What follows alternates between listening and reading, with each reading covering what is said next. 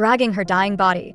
She knelt before God and pleaded, "If there is a reason I came here, then even if I must offer up my life, I will bring back the one I love most." When she opened her eyes again, she had become the side character Tia, and she even inexplicably inherited an enormous fortune. On the spot, Tia transformed into the most devoted diehard fan of the one she loved. She decided to leverage her noble status to attend a banquet. In her eyes, money was nothing but fleeting clouds. Thus, Tia activated her idol-chasing mode. She finally met the novel's main characters, whom she had dreamed of day and night. The male lead, Helios, as the crown prince, had black hair and golden eyes, a flawless setup. The female lead, Diana, as the saint, had long pink hair with a pearly sheen. Such looks pierced straight into Tia's little heart. And there was one more, with a calm personality that, for his goals, sometimes did not hesitate to make cruel decisions, yet who showed an ultimate, exclusive tenderness only toward the heroine. A unique, unparalleled beauty who could not be found anywhere in the entire universe. The second male lead, Kael'ris, that was Tia's most beloved,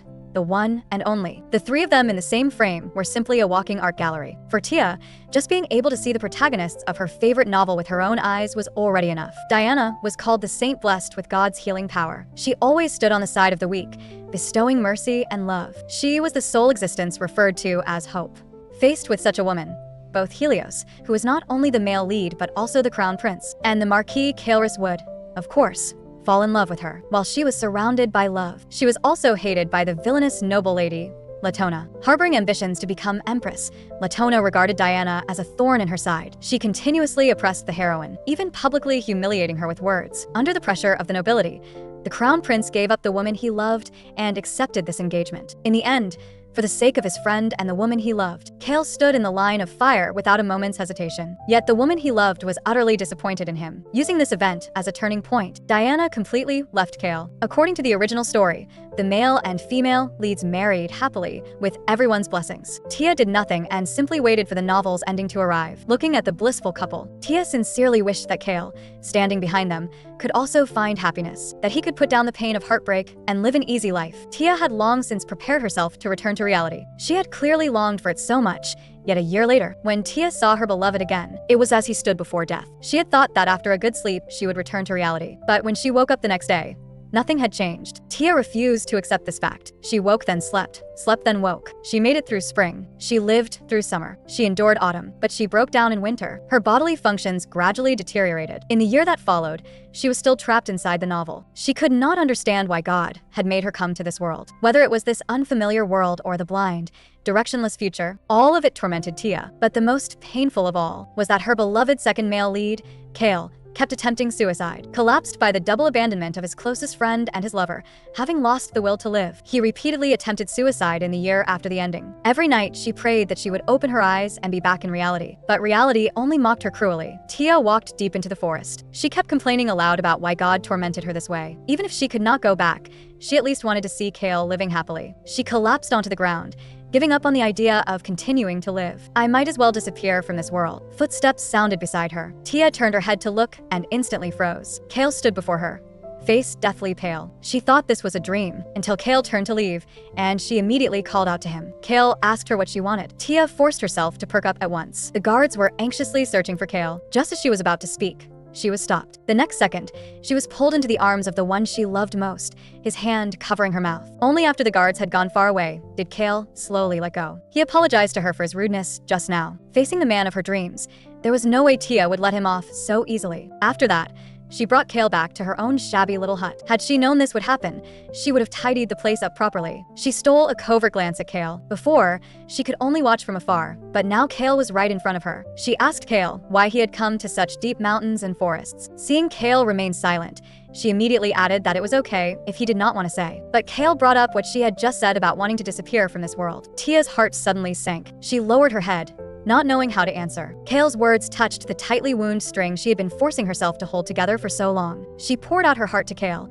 saying that she did not belong in the place she now occupied. Kael pressed his lips together. "That's very similar to me." In that moment, the two of them shared the empathy of fellow sufferers. Abandoned by his friend and his lover, Kael likewise could not return to his original place. When once again the thought of death arose in him, Tia desperately tried to talk him down. Instead, Kael felt that she was stronger than he was. The Kael she had once loved most, calm and deeply affectionate, resilient and kind, had now begun to give himself up to despair. Looking at his thin body, Tia wanted to warm that heart which had long since grown cold, even if she herself were trapped here for 10,000 years. In order to help Kale regain the will to live, she wanted to cook a table full of steaming hot dishes for the man she loved, spread out soft blankets for him, so he could have a good dream, take him to see the most beautiful scenery, and tell him that even without the male and female leads, there was still someone who cherished him immeasurably. Kale, let's go on living together. But when she pushed open the door, what awaited Tia was only a cold corpse. She stared in disbelief at the blood-soaked Kale. Tia clutched her beloved tightly in her arms, using her body heat to leave one last trace of warmth in that cold body. At last, she could not hold on any longer. Her tears burst forth like a broken dam as she collapsed, crying out in anguish. The next day, an entire page of the newspaper was filled with reports of Kale's passing. Yet his death was easily forgotten as nothing more than a minor twist in the relationship between the male and female leads. Tia tightened her grip on the letter in her hand. How ridiculous, isn't it? A love that cooled in less than 2 years. Then what did Kale die for?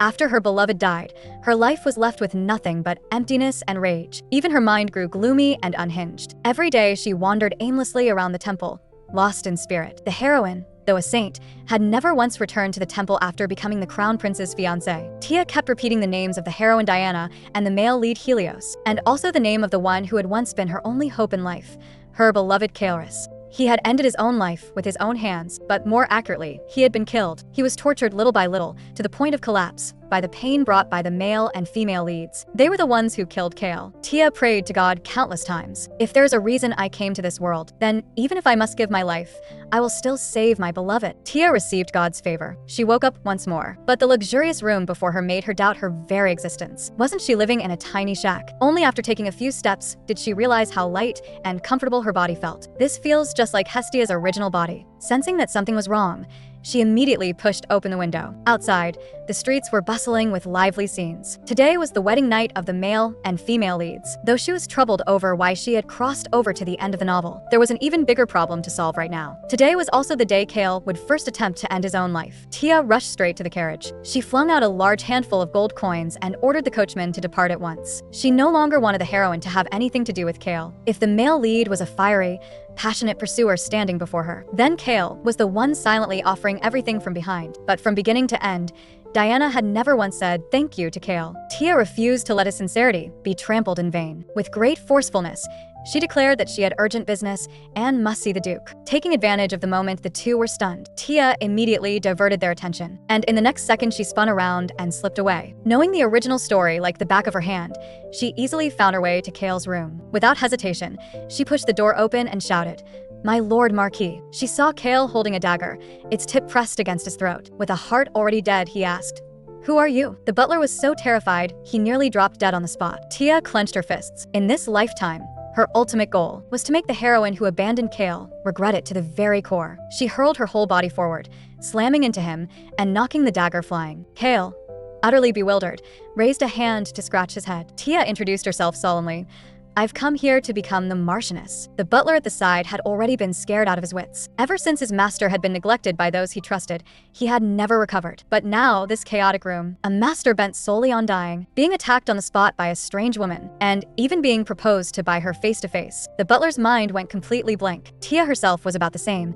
She pressed her lips tightly together. Even if she had caused a huge disaster this time, she would never again allow her beloved to die. Kale sighed impatiently. "Marriage," Tia hurried to explain, but before she could finish, she was cut off. His laughter left Tia at a total loss for a moment. With his pale face, he mocked himself.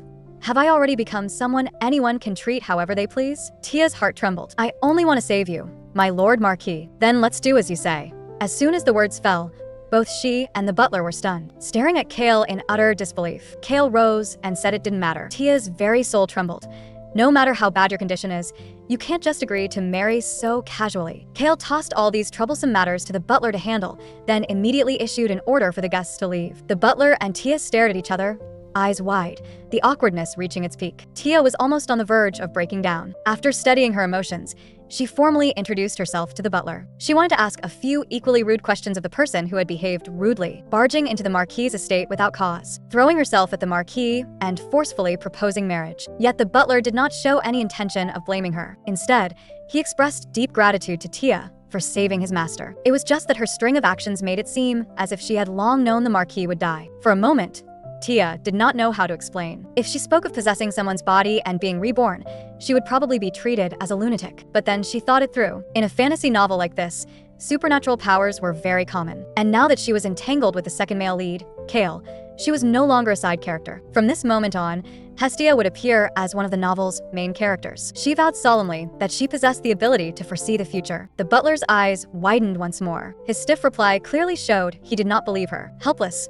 Tia brought up the pink crystal. It was a gift the Marquis had bought, originally intending to give it to the Saint Diana. But he never managed to give it, so it ended up in the third drawer of the bookshelf. Only 2 people knew of this matter. And even so, the butler was still half in doubt. She wanted to use this ability for the sake of saving the Marquis. No matter how extreme Kale's actions might become in the future, she would be able to stop him in advance. But the premise was that she had to stay in the closest position to the Marquis and also possess sufficient authority. Tia laid out in full her reasons for wanting to become the Marchioness. "I promise I will never do anything that oversteps the bounds of being the mistress of this house." She was already prepared that if she could not persuade them, she would be thrown out on the spot. After careful consideration, the butler finally decided to wait until his master had calmed down before discussing it further. Once he left, Tia let out a long breath. Since she had come this far, no matter what, she had to stop Kale from killing himself. "I must save my beloved." Staring out the window, Kale muttered to himself, "What on earth should I do?" The little devil teased her about that whole crazy stunt she pulled yesterday. Tia said that at first she only wanted to be a secretary, but the moment she saw that look in his eyes, she understood that just being a secretary would never be enough to suppress his urge to die. Saving Kale's life was the only purpose for her coming to this world. The little angel gave a faint smile. "Don't forget,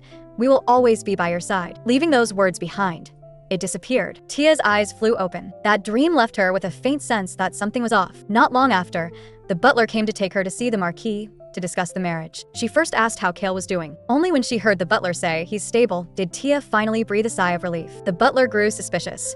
"Didn't you say you could see the future?" Tia hurriedly explained. She could only foresee major events, not small details. The butler said he was only joking. He had scared her so much her heart nearly leapt out of her chest. He then turned and kindly reminded Tia, "Though the master is calmer than yesterday, I'm afraid the talk won't go smoothly." Tia was not flustered at all. "It's fine. Just bring a glass of brandy fruit wine." The butler instantly straightened with solemn respect, believing even more firmly in her ability to foresee. The 2 of them walked up to the office door. She had already prepared herself to be thrown out at any moment. The door had barely opened when they saw Kale sitting on the sofa, haggard, staring blankly at Tia. That utterly lifeless appearance made one's chest tighten. The moment their eyes met, Tia once again uncontrollably recalled her previous life. But in this life, she would never stand by and do nothing. She stepped forward and greeted the Marquis in a loud, clear voice. Kale let out a long sigh. Getting no response, Tia puffed up with anger like a little tomato. The butler took out the contract documents for the 2 of them. The document stated that, as Marchioness, Tia would not only receive equal treatment, but also have property rights. The contents were airtight, and the wording was plain and easy to understand, truly worthy of a wanting butler. But Tia requested that the property clause be removed, saying she was not here for money. The butler nodded in agreement, then turned to ask Kale, "Then, my Lord Marquis, regarding this marriage, do you truly—" Before he could finish, Kale signed his name without even looking. Both of them panicked and hurriedly tried to persuade him to at least read it first. But Kale, looking utterly dejected, said it was all the same to him, as long as they stopped bothering him. Tia could no longer bear to look at that desolate gaze of his. She said firmly, "You won't regret it." Yet Kale sealed his heart off completely, letting no one approach. Immediately after, the 2 of them were thrown out. Tia murmured under her breath, "I should go to the church. I have to take back what belongs to Kale." Let's start with Diana. The heroine Diana was a saint, but because she was born a commoner, she had no status at all in the temple. For her sake, Kale donated his most fertile lands to the temple right in front of Diana. Because of this, the saint's status soared. She became the crown prince's fiancée and lived happily ever after. But does that make any sense? Diana never once said a word of thanks to Kale. Instead, she coldly cast him aside. Tia would see that what Kale had given was returned to its rightful owner, and she would also make Diana understand, etched into her very bones, just how important the things Kale had given her truly were. The priest hurried over to receive the Marquis's carriage. When Tia stated that she was already the Marchioness, the priest snorted with laughter, convinced she was lying. That the Marquis could not forget the saint was common knowledge to all. Tia ignored his mockery outright. After all, arguing with a low-ranking priest like this was a complete waste of breath. Just as the priest was about to stop her, a large handful of money was thrown right in his face. The power of money made him collapse on the spot. Tia said carelessly that she wanted to see a high-ranking priest and was then duly brought into an office. But the man there began to doubt her identity. Tia took out the marriage contract. They had no choice but to admit that the woman before them was indeed the Marchioness. Tia went straight to the point. "I'm here to reclaim the alien lands that my Lord Marquis donated." The man immediately jumped up and roared, This is outrageous. How can something offered to God be taken back? Tia calmly took a sip of tea. Back then, what my Lord Marquis donated was land for the saint, not for God. And now that the saint is no longer in the temple, it naturally becomes invalid. Blinded by greed, the temple swallowed the land outright. Because they feared Kale would hold them accountable, they gave Diana special treatment. You think I don't know? Don't underestimate a reader who's gone through the novel that many times. For the moment, the man had no idea how to handle this problem. He asked Tia to wait for a while. Tia was muttering to herself about how long she was supposed to wait. Just then, a white-haired old man walked up behind her and bowed in greeting. She hadn't expected the high priest to come in person. He first soothed Tia, telling her to calm down a little. In the very next second, the kindly, gentle face released open hostility. The land could not possibly be returned. My Lord Marquis is also clearly aware that the land was never fully placed under the saint's name. Therefore, the land already belongs to the temple. Inwardly, Tia cheered herself on. She absolutely must not show weakness. She was the Marchioness now. Then there's nothing more to be done. The saint praised by the world was in fact cold and heartless. A wicked woman who used an innocent marquis to gain status, coupled with a temple that took every advantage it could. Don't you think that would make a perfect front page headline for tomorrow's paper? What do you think of that? Your Excellency the Bishop? The bishop's expression turned ugly as he pretended not to understand. Just look at how he was barely maintaining that strained smile. Tia only found it amusing. In that case, she might as well rip that smile off completely. Then how about this headline? The crown princess-to-be, whose pure face hides two sides, forcibly seizes land by exploiting a pure-hearted marquis. How does that sound? Just imagining it is thrilling. Many nobles already looked down on the crown princess-to-be because of her commoner origins. The bishop's heart gave a jolt. Though Saint Diana had the support of the commoners, she was still not truly accepted by the nobility. If a connection of mutuality between her and the temple were exposed at a time like this, that would be disastrous. Watching the priest stubbornly refuse to yield, Tia gave a faint smile. She openly threatened him. If the land wasn't returned, she would immediately appeal to His Majesty the Emperor, accusing the temple of illegally pocketing donated funds for profit. The bishop leapt to his feet and roared, "How dare you spout nonsense without any proof?" Tia did not retreat in the slightest. "Are you certain there is no proof?" The bishop was shaken by her imposing manner. He quickly lost ground. If she appealed to His Majesty, the temple would inevitably be investigated. At that point, all their other misconduct would be dragged into the light as well, and the mere possibility that she held evidence in her hands was enough to keep them on edge. In reality, Tia had no evidence at all. She was only bluffing. With a wounded tone, Tia said, "It truly saddens me that Your Excellency the Bishop would be so ungracious. I'll give you all a chance to settle this quietly. A spotless high priest surely understands what I'm saying." With those words, the bishop had no choice but to compromise. The butler hurried over with an anxious look on his face. Tia proudly took out the alien land ownership guarantee. The butler was so excited he could hardly contain himself. The two of them spun around in circles celebrating, as expected of Lady Hestia. Upstairs, Kale also took notice of what was happening below. He simply watched Tia quietly. Just as Tia, sensing his gaze, was about to look back, Kale hastily turned and left. The butler suggested that she tell the master herself. Although Tia very much wanted to see Kale's face again, she still refused. "Kale is still unfamiliar with me. It's better if you go and tell him." The butler stared in blank astonishment.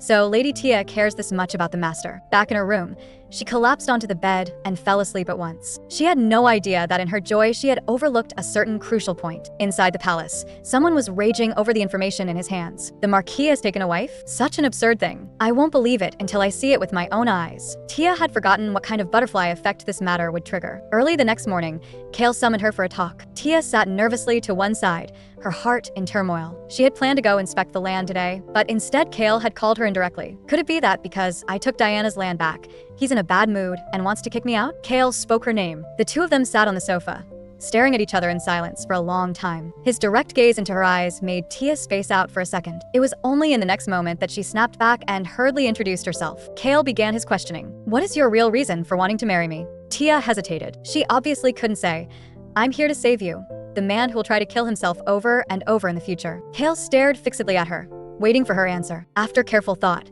Tia suddenly seemed to ignite all at once. "I don't like that royal couple. To put it plainly, I want them to apologize to you. I want you, my Lord Marquis, to find happiness." Kale asked curiously, "What did the royal couple ever do wrong to you?" Tia pressed a hand to her chest and said, "It's not what they did to me. It's what they did to you, my Lord Marquis. I sincerely hope they can at least regret what they've done." Kale stared at her in silence. His expression gradually darkened, as if he had made some kind of decision. The butler had once told him that Tia possessed the ability to foresee the future. At first, Kale hadn't believed a word of it, and even thought the butler had reached the age where he should retire. But when the butler mentioned that Tia knew about the pink diamond and had refused all money and even reclaimed the land from the church, this chain of actions all seemed to prove the sincerity of Tia's heart. Kale could not comprehend her behavior.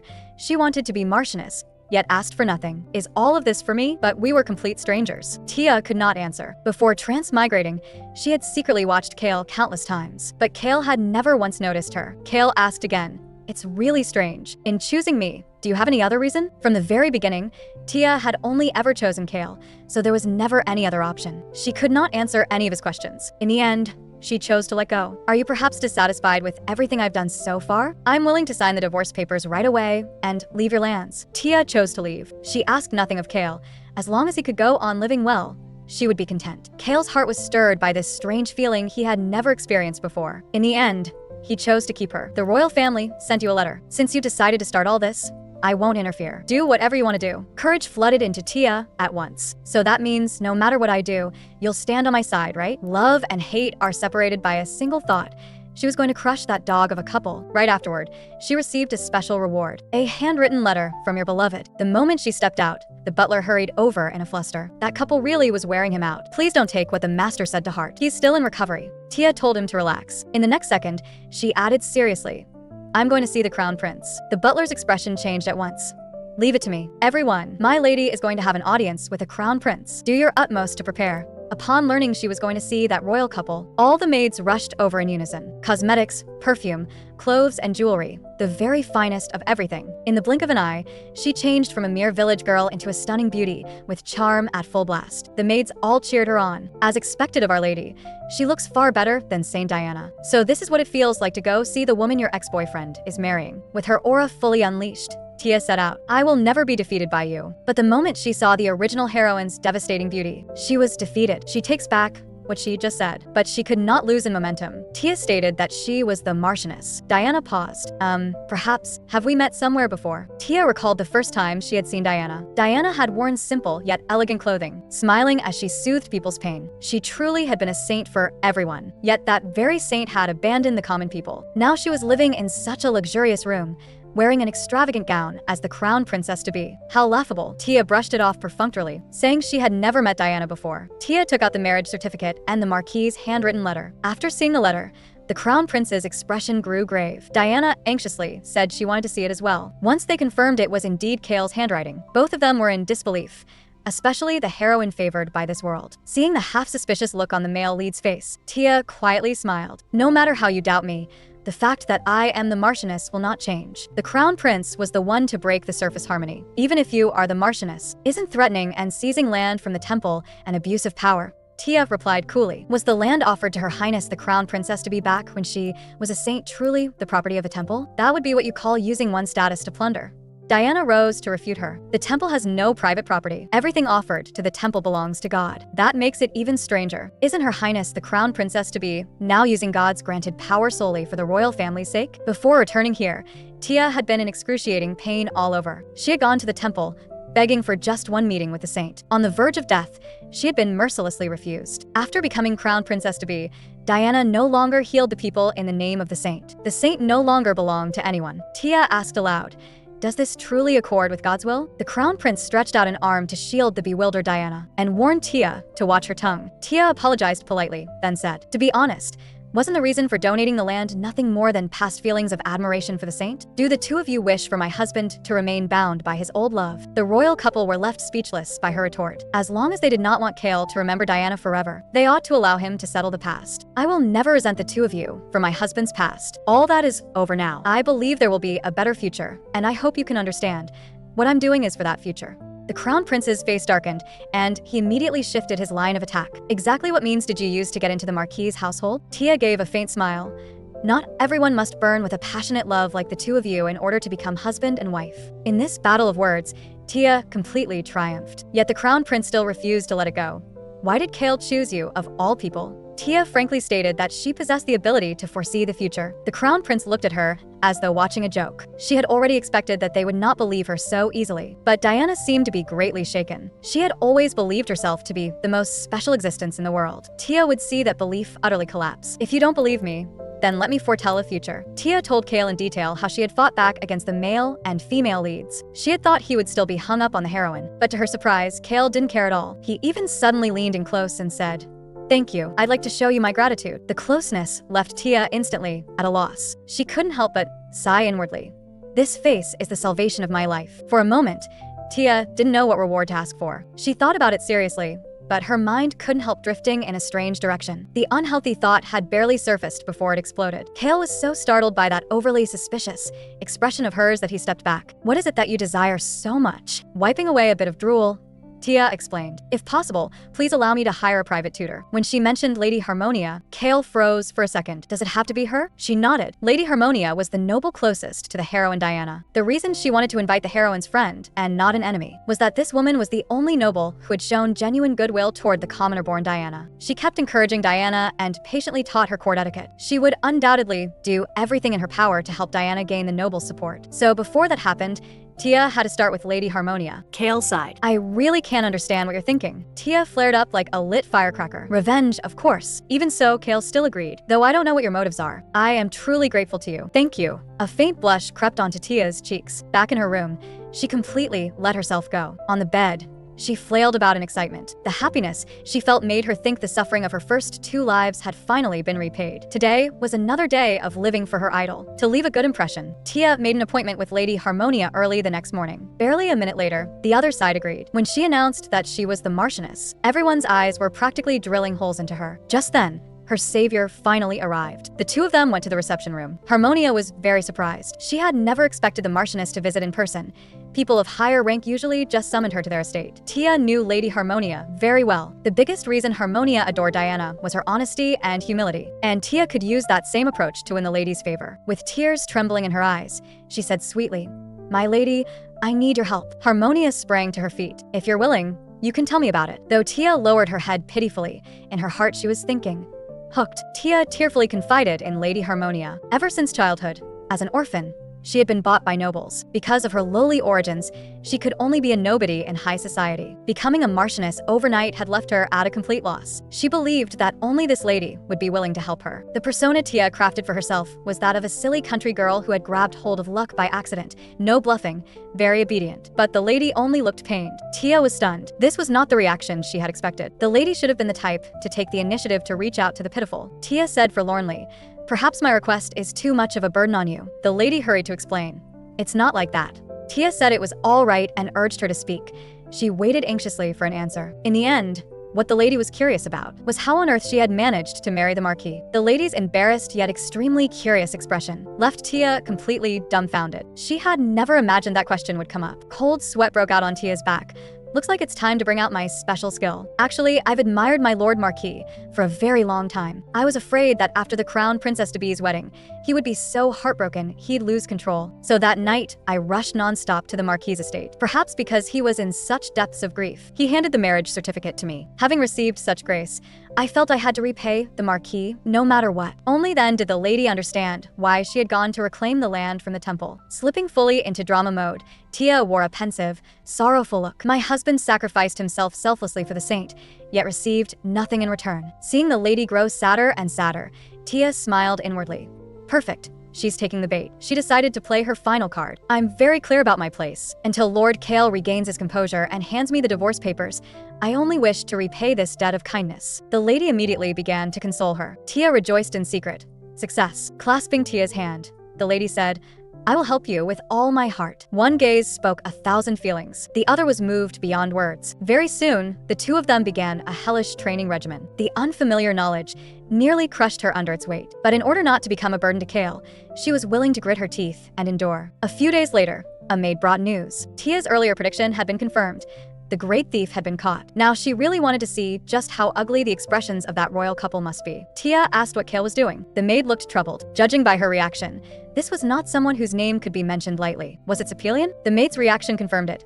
Yes. Sepelian was the name the crown prince used when traveling incognito. Tia immediately stormed out in a fury. "He came running the moment he heard the thief was caught? Then he should have met me alone first. What right did he have to go see Kale?" Just as she reached the door, she ran into the butler sneaking around suspiciously. He explained that he was only worried something might happen to the master. Before he could finish, Tia crouched down and patted his shoulder.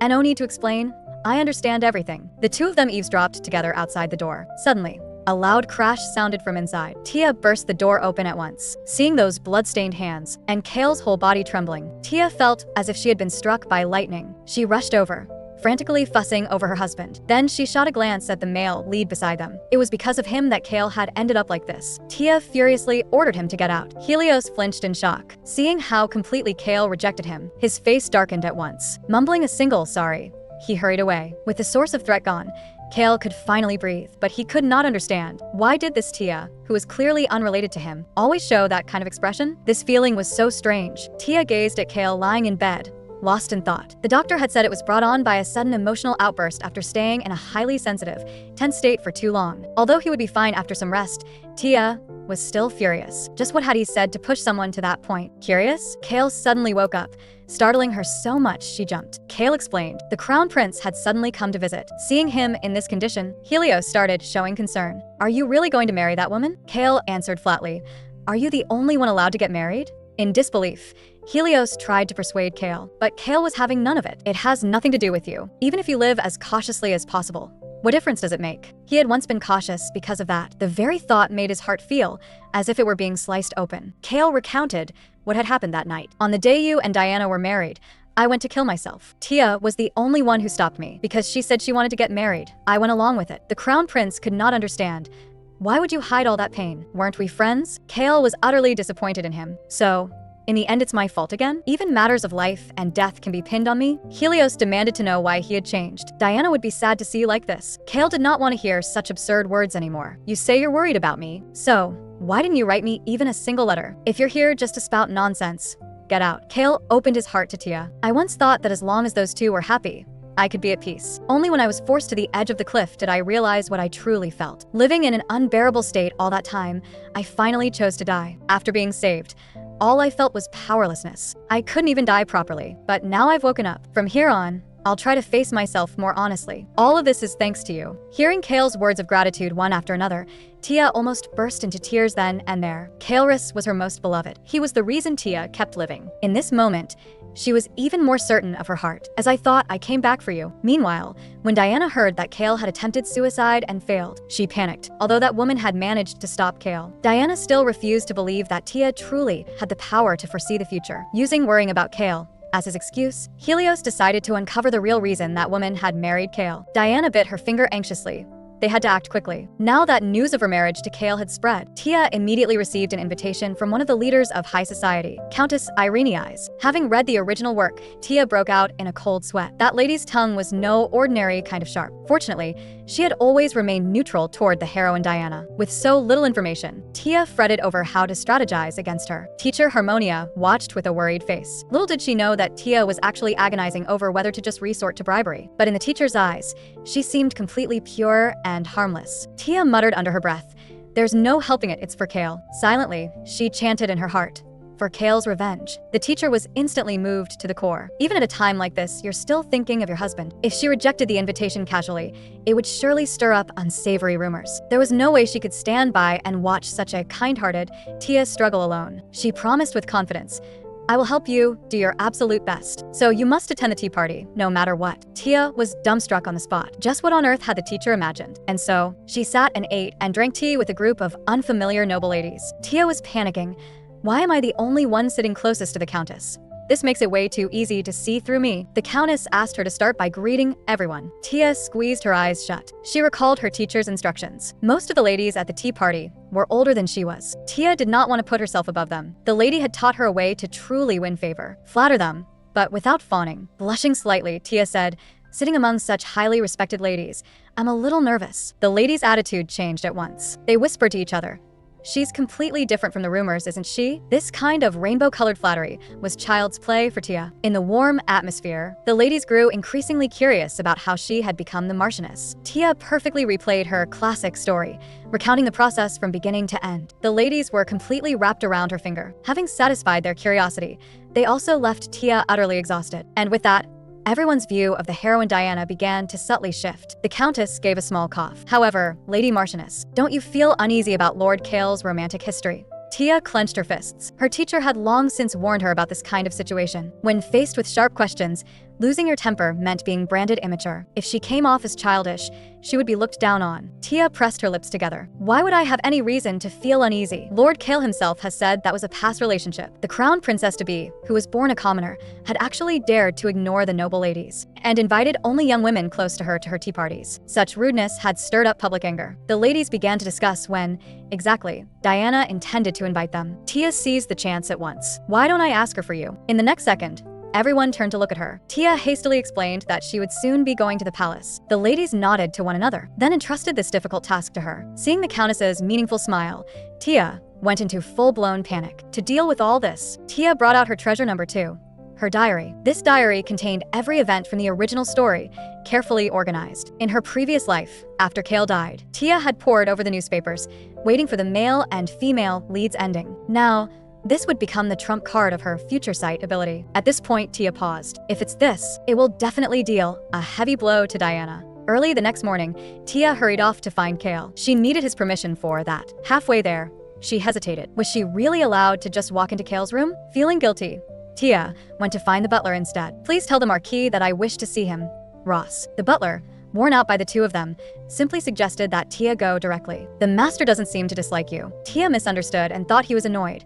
Ross hurried to explain that wasn't it at all. Triumphant, Tia watched the butler leave. Of course, Tia wanted to see her beloved's face morning, noon, and night as well, but she was too nervous. In front of her dearest, she always turned into a coward. Sure enough, when Tia saw her own Kale waiting for her in pajamas, she almost coughed blood and ascended to heaven on the spot. What a beautiful way to go. Kale saved her with his very first words. He asked what she wanted. Tia said she wished to go see Her Highness the Crown Princess-to-be. Kale replied, I understand. The air suddenly froze. She had not expected him to agree so easily. She snuck a glance at Kale. Could it be that he no longer cared about Diana at all? Kale spoke impatiently. You needed Ross, just for something like that? Don't trouble the servants over such trivial matters again. Come directly to my room. It's nothing to make a fuss about. Tia clenched her fists. So now he saw her as the kind of commoner woman who only knew how to order servants around while pretending to be a noble. But Kale still couldn't see through the woman before him. Why did she have to be so cautious?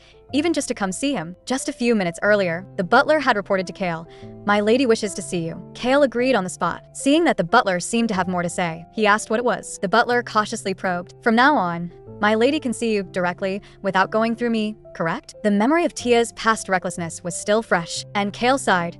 The woman who barged into my room the very first time we met is now worried about things like this. If anything comes up, tell me immediately. The butler even suggested that the master tell the lady personally. She'll be so happy. Though Kale found it troublesome, he still obediently told Tia. It was just that his way of putting it seemed a little off. Ross was wearing himself out over the two of them. Tia's face went stiff. Right now, she only felt wronged, but then she suddenly realized something. Thinking it over, she really had troubled others purely to make things more comfortable for herself. Crying in her heart, she apologized to everyone. Just then Kale was about to leave. Tia abruptly remembered the real reason she had come. She cleared her throat. Please lend me the pink diamond ring in your drawer. At those words, Kale's face darkened at once. Tia instantly wilted, shaking all over. She hurried to explain that she would return it immediately and promised there wouldn't be a single scratch. She even swore a vicious oath.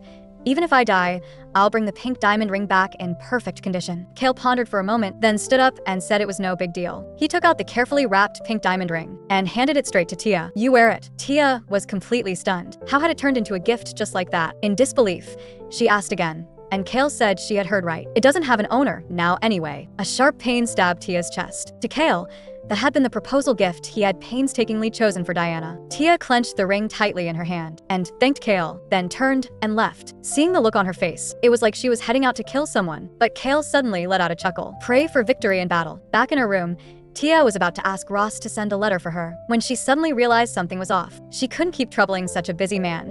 She should deliver it herself. Very soon, she received a reply. Tia's preparations were flawless. She had organized her information in advance, and to deal with Diana, she had even obtained a key prop from Kale, receiving the very first gift Kale had ever given. She couldn't stop herself from grinning with delight. More importantly, she instead felt that Kale really might have let go of his obsession with Diana. Tia was eager to see how long Diana could keep that attitude up. When Diana noticed the pink diamond ring on Tia's hand, she froze for a moment, then immediately turned her head away. That was the proposal gift Kale had painstakingly prepared for her back then. How could she possibly have forgotten it? Forcing down her resentment, Diana quickly put on that fake smile of hers. Although the heroine's halo was dazzling enough to hurt the eyes, the slight tremor in her hands betrayed her true feelings. She was only pretending to be calm. Her gaze was full of vigilance, but Tia would not back down. She immediately presented a letter. Your Highness, the Crown Princess-to-be, you must now believe in my ability to foresee the future. I believe my power can be used for the sake of the nation. In her diary, she had found a major event from her previous life, the border issue. The ones who appeared at Peacock Ridge were not mere bandits, but enemy troops scouting our country's defenses. Diana's heart lurched. In the previous life,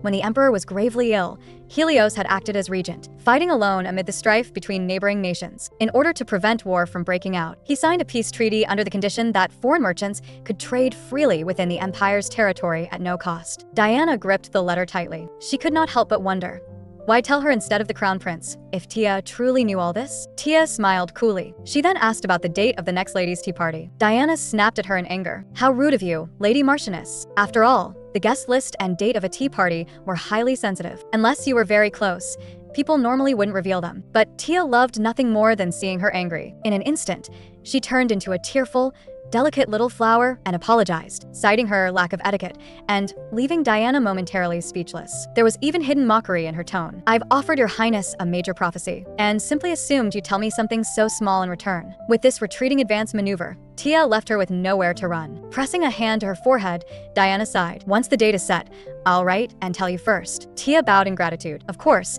Diana could not swallow her pride. Don't do this again. I am this country's crown princess-to-be, and you're someone who ought to understand proper decorum. In that moment, the perfect saint from the novel shattered completely. She noticed the diamond ring on Tia's hand again, and her face immediately darkened. In the end, she couldn't help but ask, that ring, did Kale give it to you? Tia had finally waited for this moment. There was no way she would let a hooked fish escape. To infuriate this fake pure heroine, Tia began to show off triumphantly. Wearing the pink diamond that the second male lead was originally meant to give the heroine, she went full drama queen in an instant. She casually shook the pink diamond on her hand, each and every remark stabbing straight into the softest part of Diana's heart. What should have belonged to her had fallen into the hands of her arch nemesis. Even though her heart was in turmoil, she could only keep smiling, but precisely because of that, she was destined never to be a match for Tia. Diana kept her head down and said nothing, which only allowed Tia to seize the chance. Her eyes instantly filled with tears. So, this gem really means nothing to you, does it? Diana was dumbfounded on the spot. She hurried to explain that it wasn't like that. She had just never expected Kale to give Tia something so precious. Tia tilted her chin ever so slightly, yet her aura didn't weaken at all as she casually added, this pink diamond is just like your highness's beautiful hair color. Then she put on a suddenly enlightened expression. Seeing Diana's face twist in frustration, Tia laughed inwardly, then stabbed through the truth in a choked voice. The air fell silent at once, but unexpectedly, Diana did not deny it, and didn't react at all. Tia couldn't help guessing.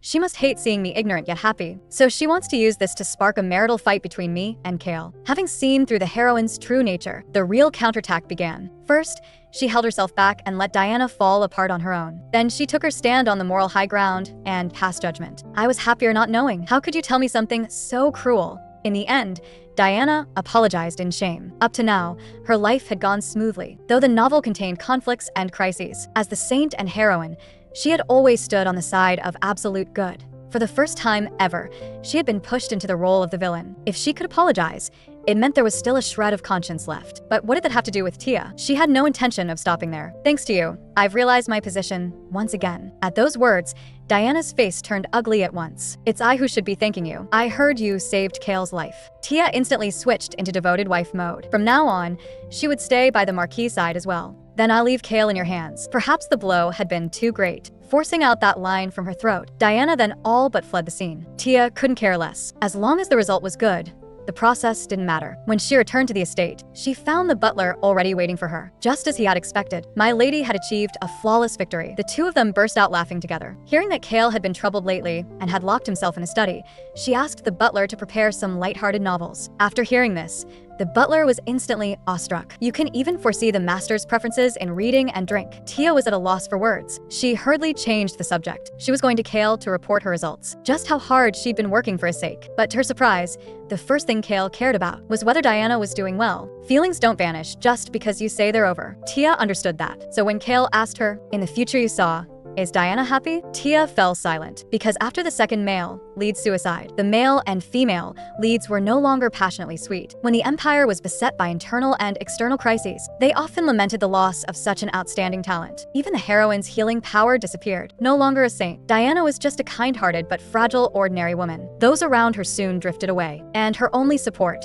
the crown prince, was buried in affairs of state and had no energy left for love. Though Kale did not get an answer, he could tell from Tia's expression that it was not optimistic. Tia didn't know what to do. A lie would be exposed sooner or later, but she couldn't play dumb either. Yet if she told the truth and Kale went back to Diana, I know what you're worried about now. Kale suddenly leaned in close to Tia's face. It's over between me and Diana, and there's no going back. So just tell me the truth.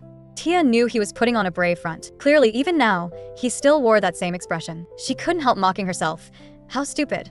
How could he let go of his infatuation just because of a ring? Stubborn as she was, Tia still softened in the end. She told Kale the truth. After hearing it, his face was filled with disbelief. But Tia would never allow him to dwell on the heroine again. So she added that her power of foresight would soon disappear as well. By the time she finished speaking, her vision went black and she fainted on the spot. Kale only found it stranger. You make it sound like your foresight ends because you die. Tia calmly told him that, if she survived, she would become a normal person again. So before that, she had to finish everything she needed to do, because whether she lived or died, her power would be gone by then. Kale could not accept it. By when? Tia answered unhurriedly. A year. But there's no need to worry. Even though Her Highness the Crown Princess-to-be loses her power, she stays healthy right up to the end. Even so, his expression did not improve. Then he turned away and told Tia to leave for now. Seeing the grave look on Kale's face, Tia decided not to press the matter. She quietly withdrew her hand and turned to go. After the door closed, her legs suddenly went weak and she nearly collapsed. Clearly,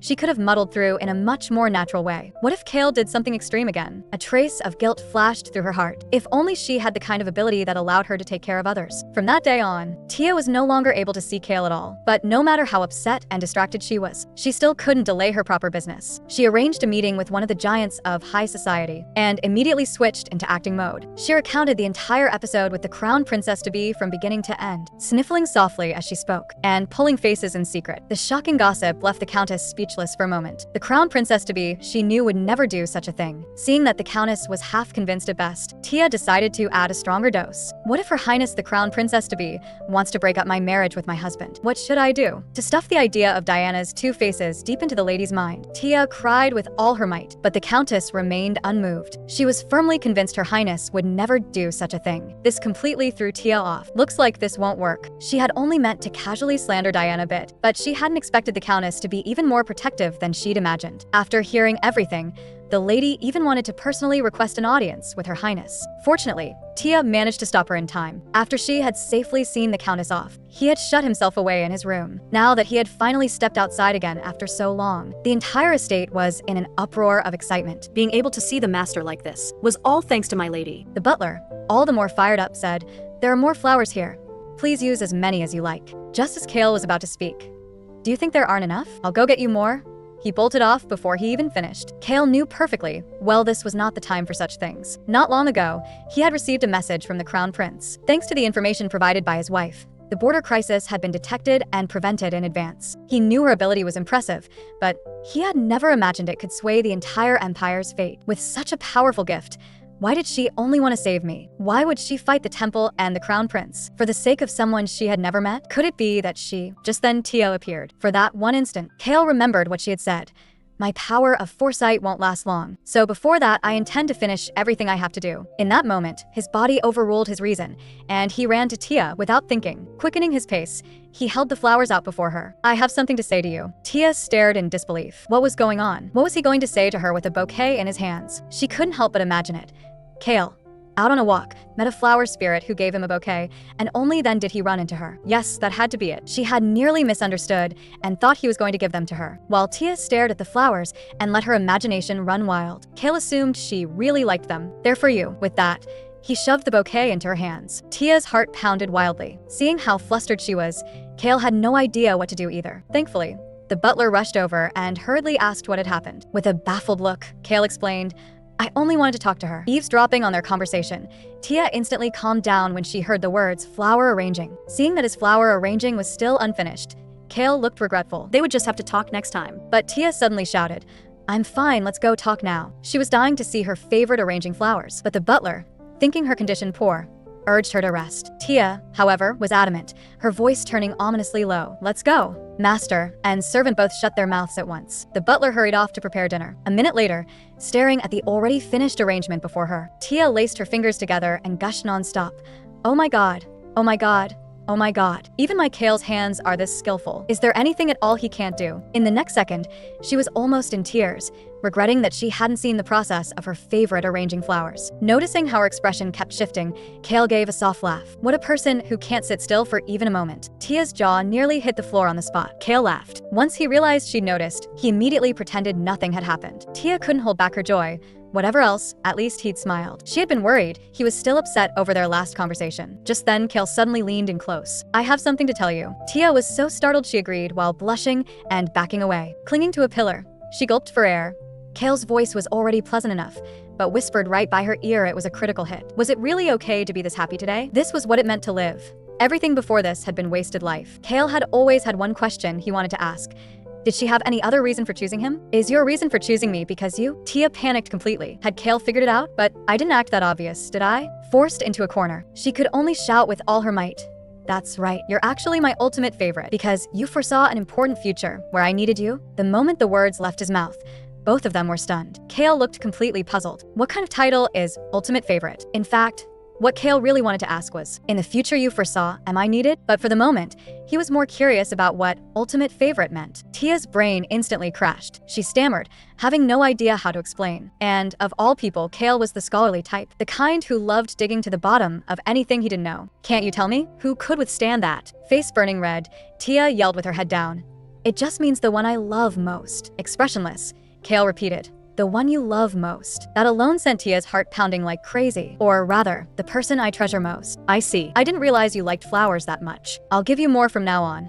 Only then did Tia realize. He thought she was talking about liking the flowers. Once the awkwardness had passed, Kale said he had reconsidered her ability. Inside, Tia was wildly suspicious. Why suddenly ask this?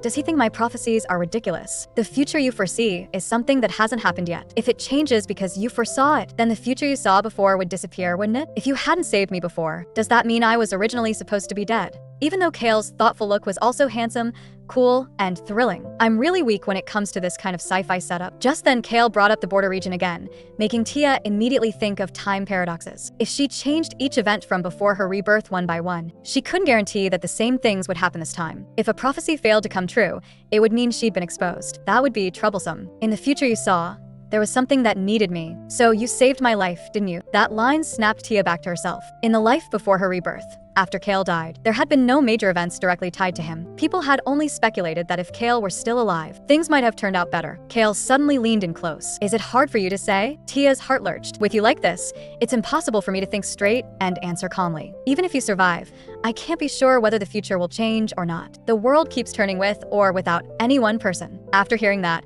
Kale got to his feet and said she was right. "With or without me, the world will go on. I'm not someone so great that the world would change just because I exist." Seeing him sink into negativity again, Tia hurried to explain. "Only changing the world isn't what makes someone great, even if it's not the whole world. As long as there is even one person who needs you, and you can change that one person, you're already amazing." But Kale still felt like no one needed him. "I need you because you, my Lord Marquis, are my ultimate favorite." In that instant, even the air fell silent.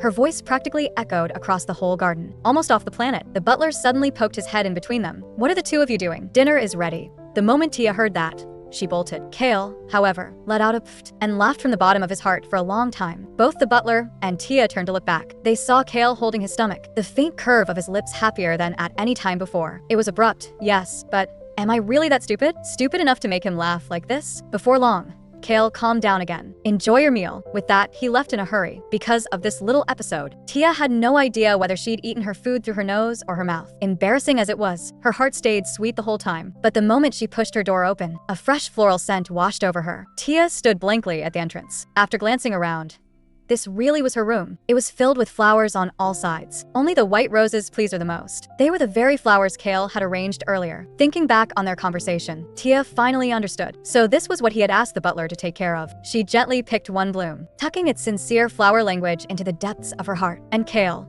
filled with the same longing, replayed her every expression from that day over and over. The tightly locked heart inside him slowly began to loosen. In order to see that smile again, Tia had been working hard all along. She drew close to one of the giants of high society and joined forces to tear off the heroine's mask. Looking at the room full of flowers, she decided she really did need to talk with the butler. But as soon as she entered the office, a mountain of official documents came into view. Buried under the paperwork, Ross spoke with difficulty. "My lady, I'll leave the master in your hands." He looked as if he were on the verge of death. This scared Tia so much that she shook the old man back and forth wildly. He doesn't even get 3 hours of sleep a day. Does this world not have labor laws? But Tia still felt something was off. "Weren't you perfectly fine yesterday?" "As expected of my lady, you saw through this old man's acting right away." What happened yesterday had given him great inspiration. The number of times the master had smiled like that had been few even in front of a saint. So it is Lady Tia who will truly lead the Marquis' household as its mistress. The more Tia listened, the more suspicious it sounded. Seeing this,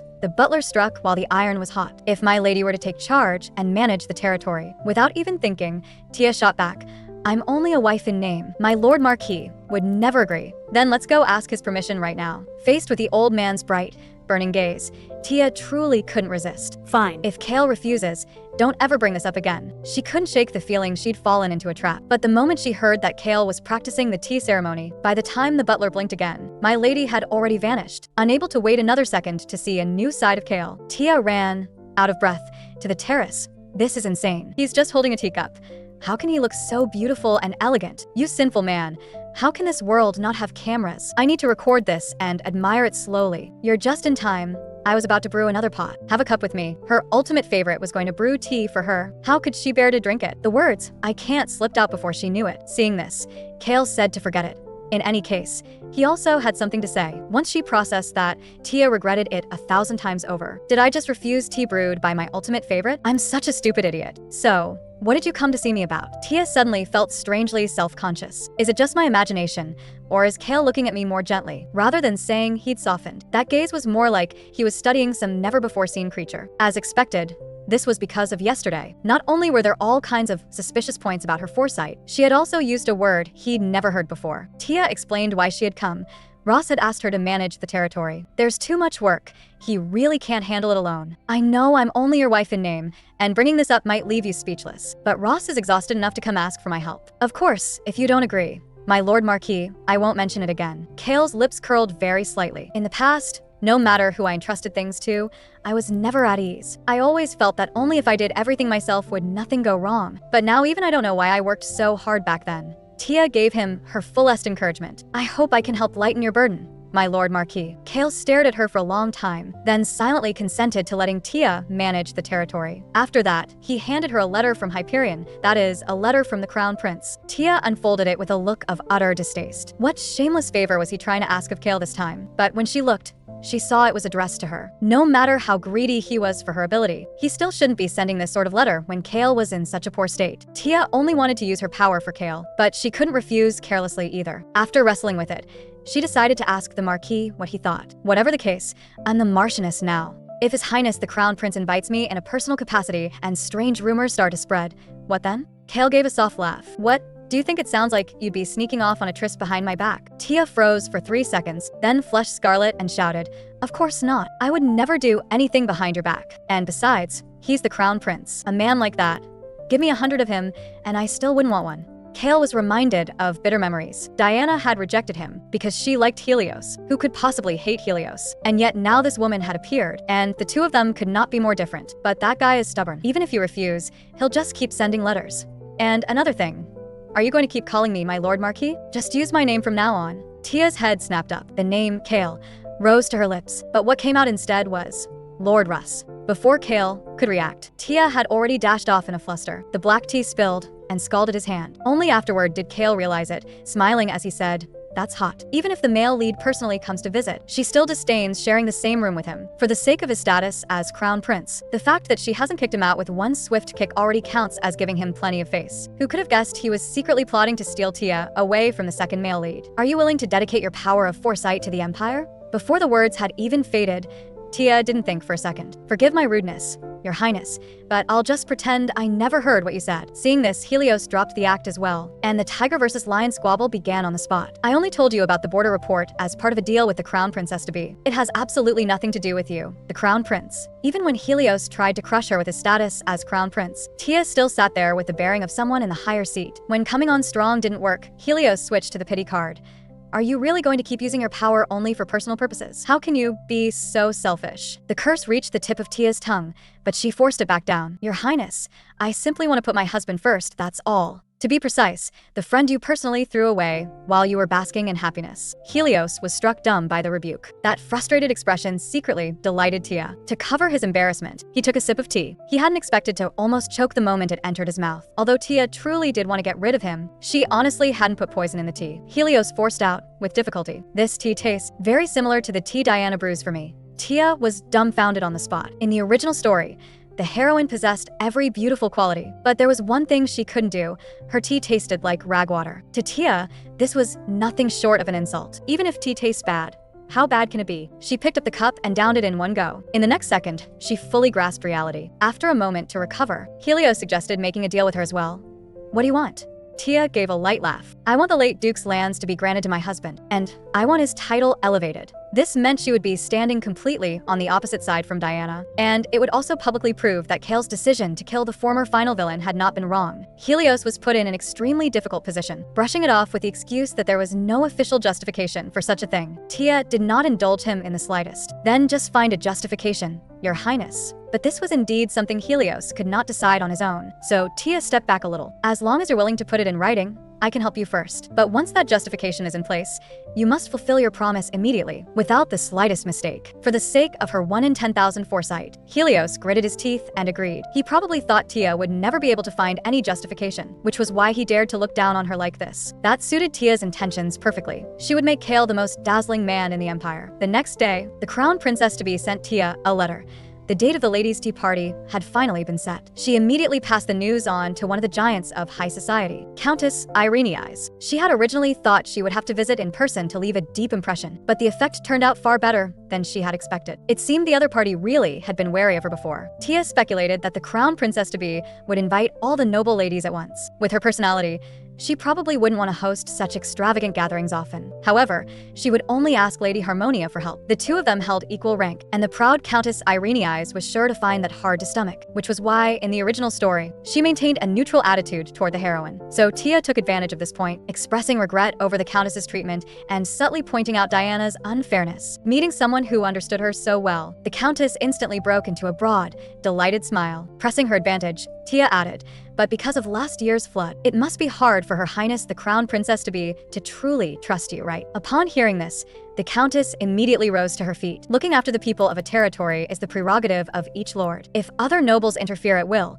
it only creates even more unnecessary conflict. In the original novel, Diana had no choice but to ask the male lead for help, and the two of them personally went to comfort the disaster victims. That incident also became the catalyst for the male and female lead's relationship to deepen. Meanwhile, Kale became the big fool handling paperwork in the male lead's place. Thinking of this, Tia could feel her anger rising. Then she made a suggestion. "If you're willing, my lady, I can stir up a little trouble at the tea party." Since Diana's standard for social interaction had always been morality, as long as the Countess stepped in to help the pitiful one, Diana would definitely open her heart to her at once. As old-fashioned as this move was, it was extremely effective, and I have only one goal. I hope that from now on in society, you will act as my escort and ally. The Countess accepted the proposal on the spot. Thus, the two of them formed an alliance. By now, the major power players of the social scene were basically all on her side, and when she got home, she even received an assistant officer appointment from the Crown Prince, along with a palace pass. He had moved faster than she'd imagined. It seemed he really was desperate for her prophecies. Since that was the case, Tia decided to make good use of her authority and take the opportunity to size up the tea party preparations. She suddenly remembered a major event that was about to happen in the original story, but she had no intention of sharing this secret only with the Crown Prince. In a little while, she would go tell Kale first. She hoped tomorrow would go as smoothly as today. The next day, before entering the palace, Tia decided to first tell Kale about the contents of her prophecy. But Kale simply did not want to hear it at all. This made Tia panic on the spot. On second thought, What Kale least wanted to hear right now was anything related to the male and female leads. She had actually ended up upsetting Kale. She immediately changed her words. If Lord Kale Ruth does not want to hear it, then I will keep quiet. This form of address inexplicably made Kale feel uncomfortable. He suddenly bent down close to Tia's face and pleaded, "Could you stop calling me such a strange name?" Clearly, he had told her before to just call him by his name, but the moment she got shy, she just had to add Lord at the end. Looking at her favorite second male lead from such a close distance for the first time, Tia's little heart almost exploded on the spot, and the flesh on her face burned all the way to her ears. She stammered out, "Kale Ruth." Only after satisfying Kale did she return to the main topic. Tia's first prophecy was that His Majesty the Emperor would soon fall ill. Before her rebirth, this had been a major event that caused a huge uproar throughout the imperial capital because no cause for the illness could be found. Diana exerted her authority with all her strength for His Majesty, and after this incident, the heroine completely lost her healing ability. Kale was unexpectedly calm, and he turned his head to ask Tia, "Can your prophecy save His Majesty?" She did not dare make any guarantees, and could only answer, "We will make preparations in advance." Having lost his parents very early, Kale Ruth held His Majesty the Emperor in great respect, and the Emperor also cherished him like his own son. So Tia felt that His Majesty was very important to him, and that she had to tell him first. "Hestia, I'm going to the palace as well." Kale's decision caught her completely off guard. The two of them rode in the same carriage. Tia was tied up in knots. What if he went into the palace, met the heroine, couldn't take it, and fainted again? Kale saw through her unease, but mistakenly thought that Tia was worried he would go and pester Diana again. Tia immediately explained, "No, if forgetting is too painful, you might as well keep pestering her. I'm staying by your side so that you won't repeat the tragic future I foresaw. So please don't let my presence restrain you. Go and do whatever you want as you please. Please be sure to follow your heart, to love and to hate. Anyway, our marriage will end within 2 years." Tia's goal was only to make the male and female leads regret everything they had done to Kale. So she did not want to control all of his emotions. But Kale was inexplicably a bit displeased. "Once we're done here, we'll go our separate ways and mind our own business." Tia had just opened her mouth to object when Kale puffed up angrily and said, "I'm not a child, and I'm not that weak either." In the end, the two decided to act separately. Now that things had reached this point, she had to quickly finish her talk with the crown prince and then go find him. However, Tia had not expected that Kale would also have a childish side. When she was passing by some maids, she happened to hear them discussing the tea party. Who would have thought Her Highness the Crown Princess was so stubborn? If they prepared everything too simply according to her instructions, those noble ladies would definitely feel slighted. And Lady Marapi, as the former Empress's chief lady-in-waiting, was the most experienced person in the palace when it came to hosting banquets. Diana had actually come into conflict with her. This suited Tia's wishes perfectly. The opposition between the most senior figure in the palace and the newly arrived royal. What a topic worth stirring up. Yet the moment the crown prince saw her, his words were full of barbs. But as she thought of how she was about to tell him, the prophecy that your father is about to kick the bucket, Tia felt a little guilty. But even at a time like this, Helios was still provoking her. Can a married woman stare at another man like that? Or do you like any handsome guy you see? Tia's guilt vanished in an instant, and she slammed the table, getting straight to the point. His Majesty the Emperor is about to fall ill. Helios panicked on the spot. His Majesty's recent checkups had clearly shown no abnormalities, but Tia did not know the exact date or cause either. She was only describing the future she had seen. The only emergency measure they could take was to have the imperial physicians and the crown princess stay by His Majesty's side at all times. But even that could not completely prevent His Majesty from falling ill. Seeing Helios sink into self-doubt, Tia only found it ironic. This is what you get for your royal family monopolizing the healing authority. When the emperor was in good health, he received healing power every night, treating what should have belonged to everyone as their royal family's exclusive privilege. But things like lifespan cannot be changed. Helios rang the bell and summoned the captain of the guards. He ordered that the crown princess be sent to His Majesty at once. Tia hurriedly cut in no. As soon as the words left her mouth, Helios fixed her with an interrogatory stare. Tia had no choice but to confess.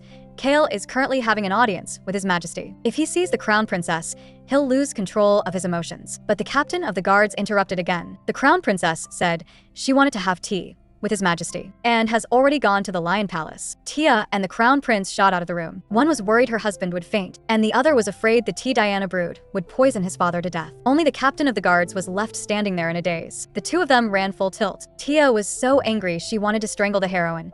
"If anything happens to Kale, I will never let her off." With an ugly expression, Helios asked. The reason for His Majesty's illness, is it food poisoning? Tia was not sure either. You'd better run faster. On the other side, Diana was carrying a tea set and walking toward His Majesty's room. She felt that His Majesty had seemed a bit tired lately, so she had come to keep him company and chat. Just as she reached the door, she ran right into Kale standing outside. Diana was stunned at first and couldn't help calling out Kale's name. Kale suddenly spun around, and his eyes met those of his former beloved. But in the next second, Tia and the Crown Prince rushed over, panting. Tia completely ignored her own condition, and the first thing she did was ask if Kale was all right. Seeing that Helios was there as well, Kale felt inexplicably upset, and he grabbed Tia's hand and strode away. We're going home. Only, the palm he held so tightly was cold enough to be frightening. Tia was still puzzled as to why. When Diana's name suddenly sounded from behind them, they had met, after all, in the end. What kind of feeling would it be to suddenly see the person who once made you want to die? Tia could not imagine what Kale was feeling at that moment, but Kale did not break down. He walked out as if nothing had happened, probably desperately suppressing the urge to die. Kale Ruth, you did really well. Kale was silent for a long time. You say I did really well? What do you even know to dare say that? Looks like your foresight can see right into people's hearts too. Is that why you act like you understand so casually? Tia had no such intention, but when her explanation reached her lips, she swallowed it back down. All she could do for Kale now was to let him vent his emotions as much as he wanted. I'm sorry. Let's head out. That night, feeling depressed, Tia went out onto the balcony and raised her glass, draining it in one go. But then, out of the corner of her eye, she happened to see Kale, standing in the night breeze. Am I hallucinating from drinking too much? On second thought, could Kale be about to jump again? There was no time to think. She immediately rushed out of her room and ran toward Kale. She flung the door open and shouted, Kale, you can't die. The butler was dumbfounded on the spot. Seeing Ross, Tia also froze. When she heard that Kale was just out on the balcony getting some air, Tia let out a sigh of relief, only to realize she had caused trouble again. She hurriedly apologized and turned to slip away. Hestia, you came at just the right time. Kale instructed the butler to leave first. When Tia heard this, she shook her head frantically, so as not to disturb this young couple. Ross whooshed the door shut, forcibly leaving the husband and wife alone together in the room. Kale suddenly boxed her in against the wall from behind. Hestia, I have something to say to you. When Tia turned around, she saw Kale lowering his eyes in embarrassment. About what happened during the day, I'm sorry. I was too sensitive at the time. Tia's heart almost stopped, and she stammered that it was fine, but her evasiveness made Kale a bit conscious of it. Why won't you look at me? Tia didn't dare turn back. If she looked at him one more time, her heart really might explode. Seeing that she had been drinking on the balcony just now, Kale invited her to have a drink with him, but all Tia could think about was the disgraceful scene she had just made, and she was so embarrassed she wanted to disappear on the spot. Still, this was also an opportunity. She could see a different side of Kale, and she wanted to etch his image firmly into her mind. The hardcore fan mode was fully activated. Her bias's looks were dealing critical hits. That dazzling skin. Tia was so excited, she kept thumping the table. He was way too defenseless. Kale, at least cover up a little. I am not a good person, you know. Sharing a room alone in the dead of night is really too much for my heart to handle. Worried, Kale walked closer. He supported himself on the sofa and leaned in with concern. Your face is red like it's about to explode. Are you about to faint? In a panic, Tia immediately changed the subject. Her Highness the Crown Princess didn't have any reaction. The moment she said it, she regretted it. Idiot. Kale's mood sank again. Diana did seem very surprised for a moment, but very soon she acted as if nothing had happened, still treating him the way she used to. She invited him to have tea together on her own accord. Without waiting for Kale's answer, she carried the tea set into His Majesty's room. Because he was so caught up in Diana, he didn't even manage to properly speak with His Majesty the Emperor. When he saw Helios, he only hastily fled. He couldn't understand where things had started to go wrong. Diana's attitude made him feel as if everything he had given in the past had been denied. If that was the case, why had she rebuked him like that back then? Why had she never come to him when she was sad? What was the point of that past suicide? Who was it for? And why waste your life on something so useless? Tia understood that Kale was the second male lead and was destined not to end up with the heroine. But when the novel described how deeply he loved Diana, he had seemed happier than anyone else. Tia gripped his hand firmly. Your love was absolutely not in vain. Don't negate the happiness of being someone who knows how to love. 2. You have the right to love, and you are someone who deserves to be loved. If one day you meet someone who loves you back, how happy that would be. I look forward to you having that kind of future. Can you see my future? In response to Kale's question, Tia told him, I can't, but I will definitely make sure you have a happy future. Once she finished, Tia hurriedly let go of that sinful hand and immediately stood up, ready to leave. But Kale couldn't help grabbing her, and the hand holding hers was trembling slightly. When he came back to himself, he let go and softly said it was nothing. After Tia left the room, he felt the lingering warmth in his palm. Someone who loves and is loved in return. The scene shifted. Tia began preparing for Diana's tea party. If she wanted to stand out at the banquet, her only option was to rely on an altered dress to decide the winner. Lady Harmonia was very worried about this decision of hers, but Tia already knew that high society had been gossiping about her origins, so she wanted everyone to see her true self, and, like you, madam, to focus more on my inner self rather than my birth. The lady immediately summoned the tailor. A burly man burst in with a bang. "Good day, Marchioness. My name is Shakima." The shirt that looked about to be ripped apart by his chest muscles startled Tia, and she never would have imagined that he was a tailor. He was the most capable alteration specialist, but because of his commoner status, few people thought highly of him. Tia gave a bright smile. As long as the craftsmanship is good, status doesn't matter. Shakima instantly burst into tears. Though one can't help but complain here. "Madam, you really do like making friends across class lines." Tia produced the dress she planned to have altered. Shakima stared at it for a long time. Then the next second, he suddenly fired off questions like a machine gun. Tia indicated, "It doesn't need to be too gentle, and it doesn't need to be too extravagant." In just an instant, a flood of inspiration exploded in Shakima's mind. Tia was dumbfounded on the spot. Off to the side, the lady smiled. "How remarkable. Not only did you become an aide under the Crown Prince, you also personally took charge of your territory's affairs. If only Her Highness the Crown Princess could handle matters the way you do." Tia immediately guessed. The recent rumors were snowballing. Everyone was worried about Diana's qualifications and abilities, but Lady Harmonia still had boundless faith in her, just because she was the heroine of the novel, and because the lady had once been her supporter. But now that the story was over, it was probably time for this protagonist to come to an end as well. Just then, Shakima charged in. "Come and see this tidal wave of inspiration of mine." But the problem was, Shakima's shirt was about to burst. Amid the pile of gorgeous drafts, Tia kept frowning, following the lady's gaze. Shakima looked down, only then realizing he had burst out of his clothes, and hurriedly, shyly, tugged his shirt back into place. Tia pulled her scattered thoughts back, carefully went through the designs in her hands, and ended up picking a low-key, half-finished one. Lady Harmonia couldn't help trying to persuade her. "Won't it be a bit too simple?" But Tia was very insistent. For her first appearance in the public eye, she needed a dress with more refinement. As it turned out, her eye for style was truly wow. The moment she put on the altered dress, even the maids got wildly excited. "Marchioness, you are absolutely stunning." This was also the best piece Shakima had ever made. To be honest, Tia hadn't expected the effect to be this good either. At first, she had also felt the design was too simple, so she suggested using crushed seashells as embellishments at the hem. The shells shimmered with her every movement, even more dazzling than gemstones. This was all thanks to Shakima giving it his all. Tia thanked him solemnly. The burly man was so moved that he burst into tears on the spot. As she was comforting him, Kale suddenly appeared at the door. Tia jumped in surprise. Kale had never come looking for her of his own accord. "Give this to the tailor. From now on, you can spend the household's money however you like." Hearing this, Shakima was over the moon. With this money, he would be able to open his own clothing shop. It turned out Ross had just told Kale that his lady was going to attend a tea party, yet still planned to refurbish an old dress to wear, and even refused to use the Marquisite's funds to buy a new one. How could that be acceptable? So he showed up with money and a grand gesture, and once the deed was done, he turned and quickly left. The maids whispered on the side, "The madam dressed up so beautifully today," and he just said hello and left. That's too much. Tia told herself it was fine, because in this world, there was only one woman he would ever praise as beautiful, And that was Diana. Kale suddenly stopped in his tracks at the doorway. "Tia, this dress suits you very well. You look beautiful today." The scene shifted, and Tia arrived at the heroine's tea party. The Countess had been waiting for quite some time. The two old foxes exchanged a smile. There could be no better day than today to tear off the heroine's mask. As the Crown Princess made her grand and splendid entrance, the tea party officially began. They were seated at the same table. Amid everyone's flattery and admiration, the gathering proceeded in a cheerful and harmonious atmosphere. Just looking at it this way, she really was the heroine loved by all. Even back when she was reading the novel, Tia had thought Diana was a likable and straightforward character. But the instant their gazes met, Diana immediately dodged her eyes. Look at the face she's putting on now. The novel and reality really are different. Diana hurried to present the refreshments she had prepared for everyone. Upon hearing her,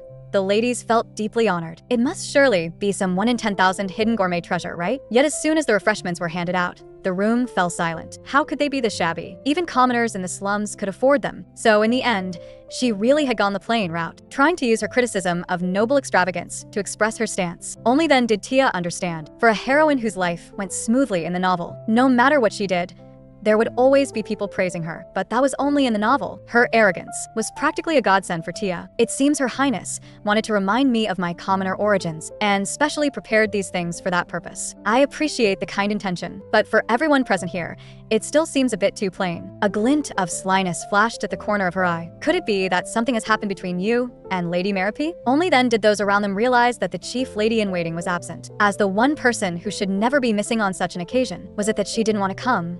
Or that Diana didn't let her come? Tia had to seize this opportunity to make everyone aware that the chief lady-in-waiting and the crown princess were at odds. Diana forced herself to stay calm.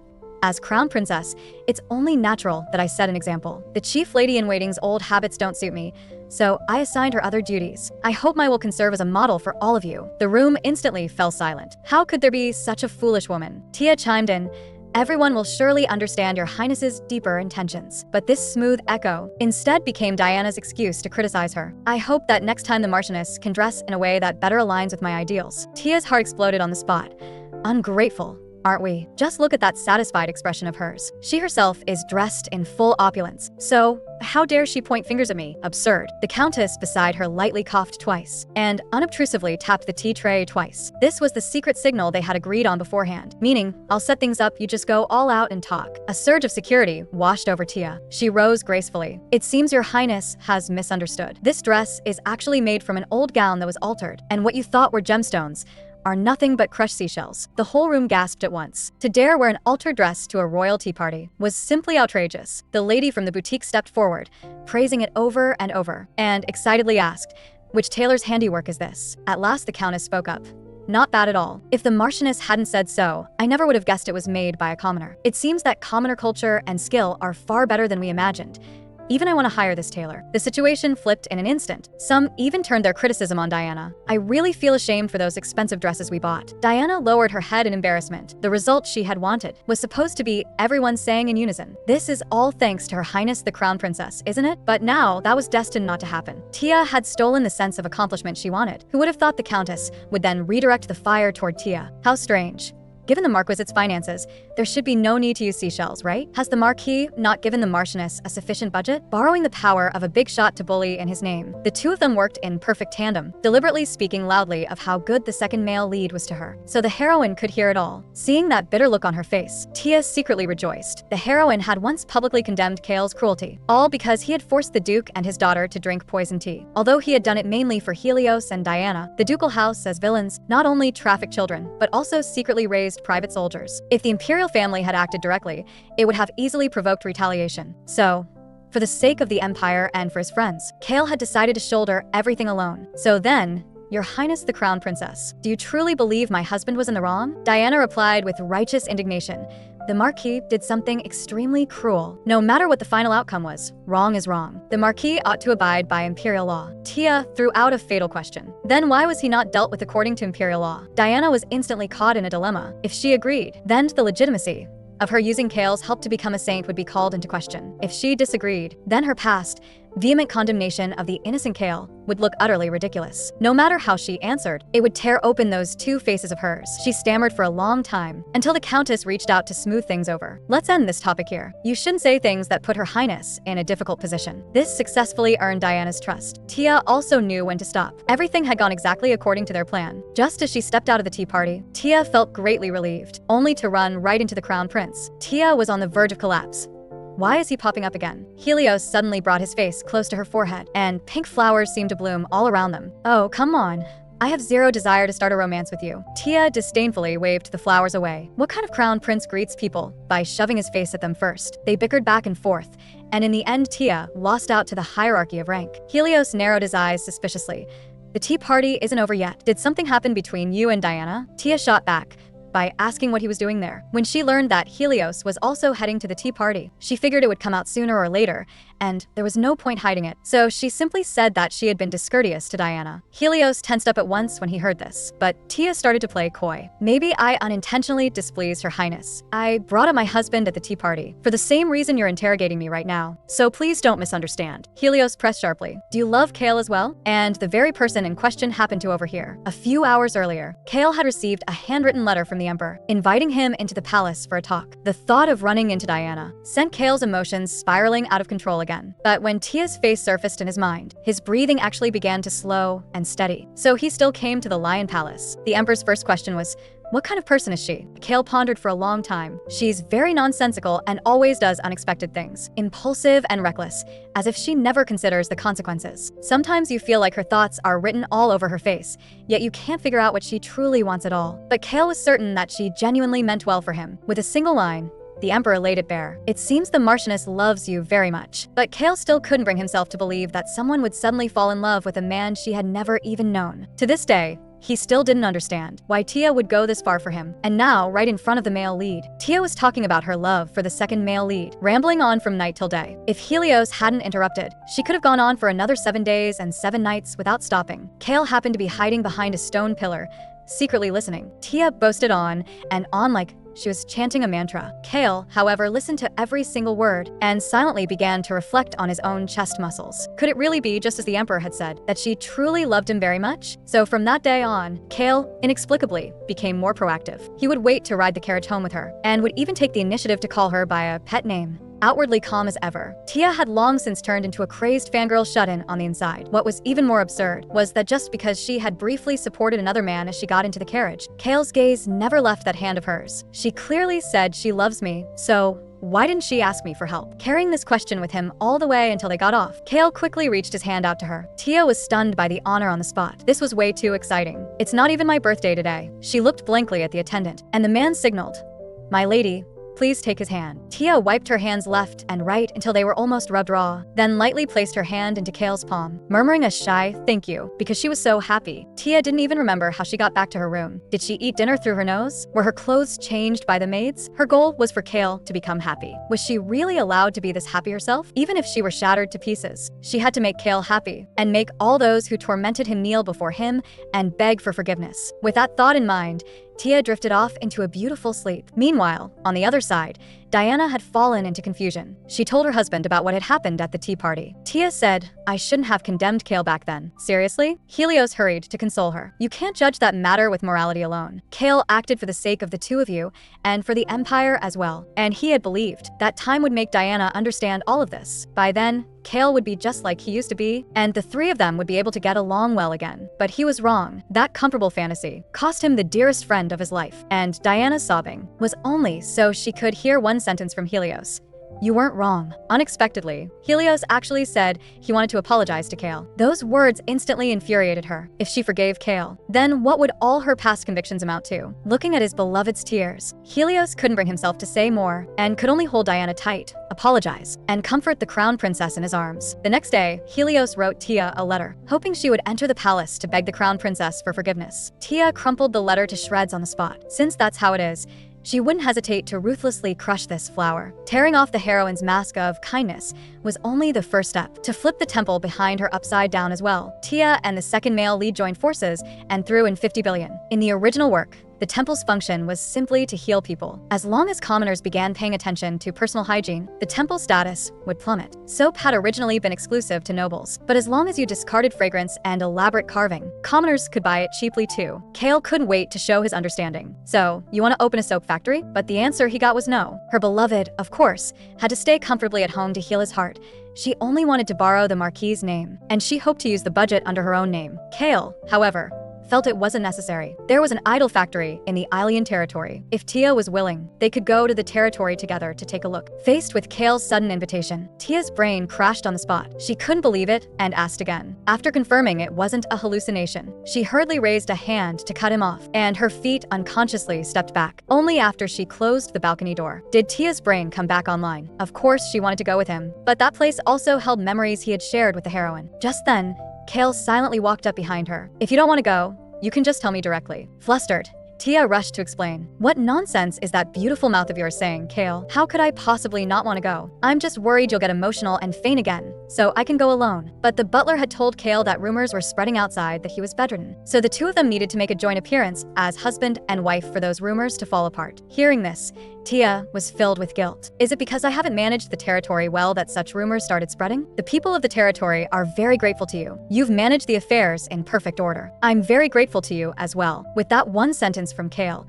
her anxiety instantly vanished, and he also gave her a reason to keep living. Kale had always been sick of the world's gossip and unwilling to interact with the people of his lands. But because of Tia's sincerity, he finally gained the courage to respond to the world. Then let's make a trip this week. At those words, Tia panicked. She still hadn't gone to apologize to the crown princess. Of course, compared to reluctantly bowing to Diana, going with Kale to inspect the territory was far more important. But she might end up being accused of disregarding the royal family. Seeing her dilemma, Kale was about to call it off. Tia raised her fist with fighting spirit and swore, "I'll definitely settle it as soon as possible." Of course, Kale had no idea about this. Forced by the crown prince's pressure, she could only go and apologize to the crown princess against her will. Judging by this posture, Diana was clearly just waiting for her to bow her head. So Tia simply went along with the flow and brushed things off with a string of polite formalities. She then immediately rose to take her leave, but Diana hurriedly stopped her. "You once foretold that His Majesty would fall ill. After that, have you seen anything else?" Tia countered by asking what had happened. Diana told her about His Majesty fainting the night before. Fortunately, he had been treated in time with holy power, or it might really have turned into a serious incident. But Tia knew very well, if nothing serious had really happened, Diana wouldn't be chasing her about the prophecy. So she cut straight to the point. "Has there been a problem with your highness's holy power?" Diana paled and protested, but her expression grew more and more guilty. So it was true. Her holy power was weakening, just like in the previous life. Tia told her exactly what she wanted to. "In less than 2 years, your highness's ability will vanish without a trace." Diana felt only injustice and could not accept the fact of losing her status as saint. Tia sighed and pretended to comfort her. "I really don't know how I'm supposed to report this to His Highness the Crown Prince. After all, something this important cannot be concealed." But Diana cut her off in agitation. She grabbed Tia's shoulders in a death grip. "I will tell him myself." "Marchioness, no." "Hestia, all right." The crown princess, who had always been lofty and above everyone, was now so afraid that she lowered her voice to beg. So Tia dropped a baited hook. "Since your highness has said so, I will keep this matter to myself. However, if you wish to hide it, then hide it for as long as you can." With that, she turned and left, leaving only Diana standing there in anxiety. The crown princess, who had always had such clear-cut answers, would she still tell the crown prince everything truthfully and face the crisis with him? This was her most cherished morality and principle. How ironic. At the end of the story, even the protagonist would be abandoned by God. Once, the priests had mocked the commoner-born Diana as worthless, but the appearance of the male lead and the second male lead had given her immense confidence, making her believe she was the most special existence in this world. Up until the day of her wedding, she still firmly believed that the commoner's trust and the crown prince's choice were all based on her God-given power. "That's right. God will not abandon me. It's fine.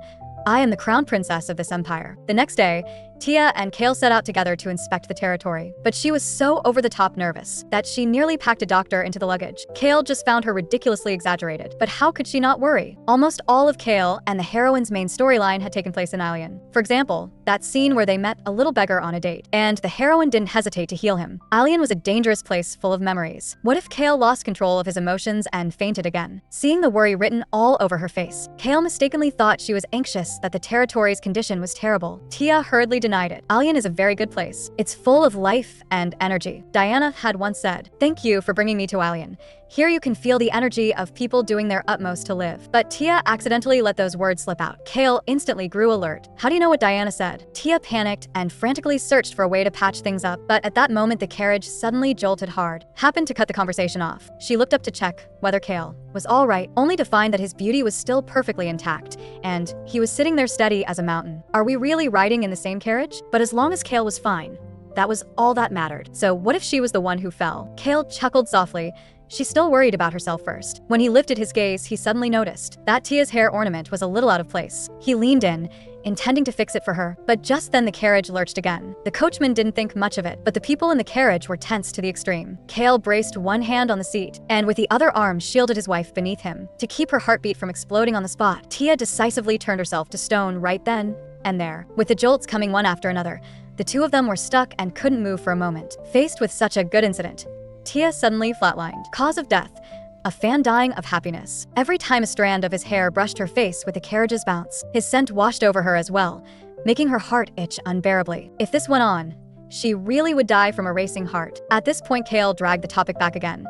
Did you foresee the scene of Diana and me coming here? Tia immediately nodded and went along with the excuse. With his keen insight, Kale finally understood why Tia knew more about the past. It seemed he needed to be far more careful with his words from now on. At that moment, a knocking sounded from outside the carriage, startling Tia so much that she sprang upright. Shyly, she told the guard to wait a moment. The man behind her felt his ears grow hot, his mind filled with the intimate atmosphere from just now, and the hand tightly gripping that ribbon started to itch. Once inside the building, the conditions were unbelievably good. Kale, whose mouth was the only stubborn part of him, still claimed this was merely a long idle factory. Tia confidently clenched her little fists. With Kale here, things really do go smoothly. The only difficulty was that they lacked craftsmen to make soap. To them, soap was a work of art, so they were very resistant to mass production. When his wife said she wanted to ask Shakima to help recruit workers, Kale focused on something else entirely. "Are you very close with that man?" Tia explained.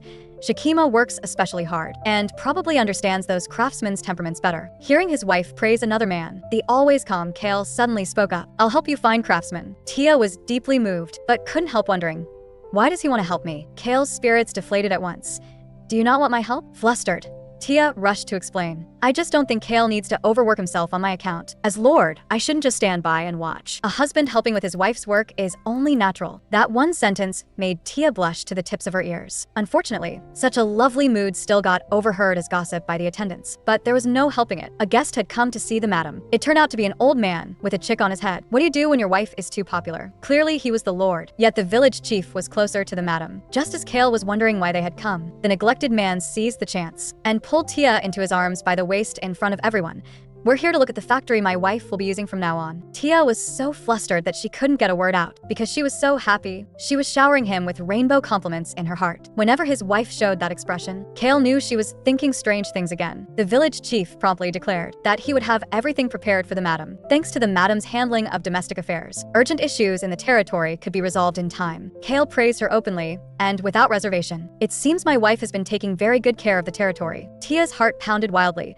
She still wasn't used to that form of address after all. The village chief went on praising her nonstop. Because of the madam's management, they had been able to carry out maintenance of the embankments. Kale had just taken the work report when Tia leaned in curiously to read it, then sprang back the next second once she realized what she was doing. Blockhead Kale simply handed the report to her, watching the woman with a thoughtful gaze. Even though all these were new matters, she handled them with remarkable ease. Tia only gave a faint smile. After all, this was what she had to do as the Marchioness. Kale's eyes, however, stayed fixed on her lips, to the point that he didn't hear a word the others were saying. Her ability and charm had even drawn in the upright village chief. Maybe I too. A seed of affection quietly sprouted in his heart. At that moment, the village chief suggested that the two of them take a walk together along the embankment. Although Tia needed to go check the results, that was also the place of Kale and the heroine's shared memories. Afraid that Kale's emotions would surge and he'd faint, she simply refused. But the two men unexpectedly sang in unison against her. Kale calmly set down his teacup. "The scenery along that embankment is very beautiful. It wouldn't be bad to go there again. Let's go together." Meeting Kale's gentle, water-soft gaze, Tia unconsciously placed her hand in his. Once outside, the Marquis and Marchioness strolled side by side, and the village chief started shipping the couple on the spot. He even gave the madam a thumbs up. "We do have an eye for things, you know." Just as Kale had said, the scenery here truly was beautiful. No wonder the author had chosen this place for Kale to surprise the heroine. But the memories left here would probably only leave Kale with mixed feelings. So all she could do now Was match his slowed steps and wait for him in quiet. Kale suddenly asked, "Do you also know about Diana and me walking this road?" Tia nodded in reply. "Yes, I know it all. So you don't have to pretend to be strong in front of me." Kale was silent for a long moment, then spoke hesitantly. In his memories, Diana was always steadfast and radiant, so dazzling it made one afraid to touch her. Hearing this, Tia clenched her fists. "Saying these things makes you uncomfortable, doesn't it?" She shook her head. "To you, that's a precious experience called love. How could that make me uncomfortable? Her Highness Diana is a simple person. She knows how to look at this tangled world, so complex to us, in the most straightforward way. Perhaps living simply isn't so bad." Kale lived more passionately than anyone, but the heroine he loved most and most longed to be acknowledged by passed judgment on him with ease. "So you can't really blame me for hating you, Diana. The convictions you take for absolute truth aren't necessarily right, but that doesn't mean that just because I hate Diana, Kale has to hate her too." On the contrary, Tia hoped those memories could become warm recollections for Kale, leaving only gentleness behind instead of wounds. Carried by the breeze, Tia tucked her hair behind her ear. "Let's live simply too, all right? You can share some of those complicated and exhausting things with me." The mood had just reached its peak when a sudden gust of wind rudely cut it short. Tia was blown into a complete mess. Seeing this, Kale couldn't help but chuckle. How embarrassing. Even though Kale's hair was longer, he still looked composed and beautiful. Tia frantically tried to tame her hair. The next second, a hand gently cupped her cheek. It's already too late for you to say that now, because you've long been sharing the burden for me. But besides that, there are many things I want to thank you for. Really, thank you. Before he finished, Kale's face drew closer and closer, and Tia froze completely. In that moment, when only a few millimeters remained between them, she squeezed her eyes shut and tilted her chin up slightly. Seeing this, Kale mischievously teased her. All right, now we don't have to worry about the wind anymore. Only when Tia stared at the ornament in her hair did she realize he had been securing it for her. He'd been carrying this around ever since that time. What on earth was I imagining? Kale thanked her once again, not only for everything she had done for the territory, but also for her concern for him. In that moment, Tia's lonely, misunderstood heart was quietly filled. Since she couldn't simply walk away from the novel, she had to find a reason to go on living here, and the belief that kept her going was her one true favorite, Kale Ruth. Matching the man's slowed footsteps, she silently repeated in her heart, I should be the one thanking you. So long as it was for her favorite, everything else, to her, was nothing more than meaningless text. A few days later, word spread through high society that the two of them had gone together to the Alien territory. From then on, Alien actually became a sacred dating spot. Some ladies were so curious that they came specifically to seek advice. Tia seized the chance to set things straight. We only went to inspect the soap factory, though we ran into difficulties persuading the craftsman. My husband solved everything perfectly and even arranged all the work in advance. Inside, Tia was screaming, my favorite is way too smart. The gossip-hungry ladies looked deeply satisfied. It seems Lord Marquis truly cherishes you. But what Tia cared more about was that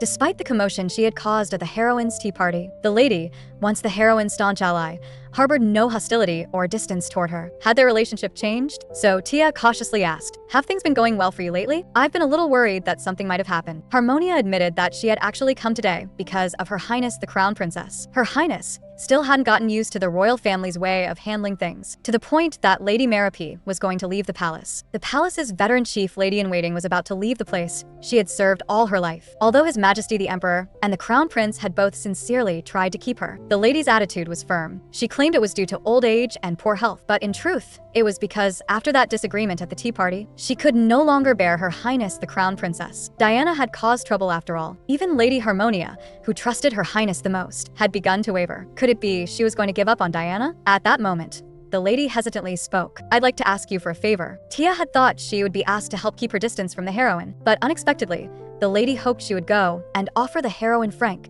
earnest advice. Tia froze for 3 seconds, then asked in disbelief, is that for real? The lady sprang to her feet in agitation. Even though Her Highness is very resentful toward you right now, the fact that the relationship is this awkward means she can't help but care. You're the only one left who dares to speak frankly to Her Highness. Tia turned her head and said, wait. A bitter look also appeared on the lady's face. For some reason, Her Highness had become very sensitive lately. Things she would certainly have handled gently in the past were now often dealt with emotionally. This whole matter with Lady Marapy as well. If this continues, Her Highness will lose her reputation. Tia could only feel speechless. Was this woman crazy? If they just left her alone, the heroine would step by step sink into the mire all by herself. Why should she help her? The Crown Prince hadn't summoned Tia, which meant Diana most likely still hadn't mentioned that her holy power would disappear. Since that was the case, she might as well soften once. Let the lady owe her a favor. As for herself, she had absolutely no intention of doing anything that would actually benefit the heroine. The simple lady even handed her a good person card on top of it. Meanwhile, the Crown Prince was walking gloomily through the palace gardens. His mother, the Empress, had died early. It was Lady Marapy who had stayed by his side until he grew up. She was loyal to the royal family and proud of everything she had done. To Helios, she was like family, but when he went to see her in person, her determination to leave still did not waver. Right up to the very end, she never once blamed her departure on Diana. In Diana's eyes, the conservative noble ladies were a breeding ground for authority and luxury. That was why she had wanted to use the tea party to express her beliefs. But this tea party had been her first time as a royal, hosting powerful nobles. Lady Marapy would never tolerate her lowering the tea party's tone, and in the end, having failed to stop it, she felt ashamed. Helios looked at the garden before him and realized it hadn't been tended in a long time either. Diana had once said, whenever I see beautiful flowers, my heart feels calm. Helios always worried, I hope that when you're troubled, You can find peace here, and if I still can't calm down when I come here, then I'll appear behind you. I'll comfort you, Your Highness the Crown Prince." Hearing the voice, Helios turned back in excitement, but the sight that met his eyes was not who he'd been thinking of. It was Tia. The disappointment all over his face left Tia inexplicably annoyed. Although she had agreed to the lady's request, she had no intention of offering the heroine frank advice. On the contrary, she had something to say to Helios. Judging by his expression, he clearly had something weighing on his mind. Was it because of the Emperor's health? Could it be that Diana had already told him about her holy power disappearing? "I heard Kale finally went to the territory.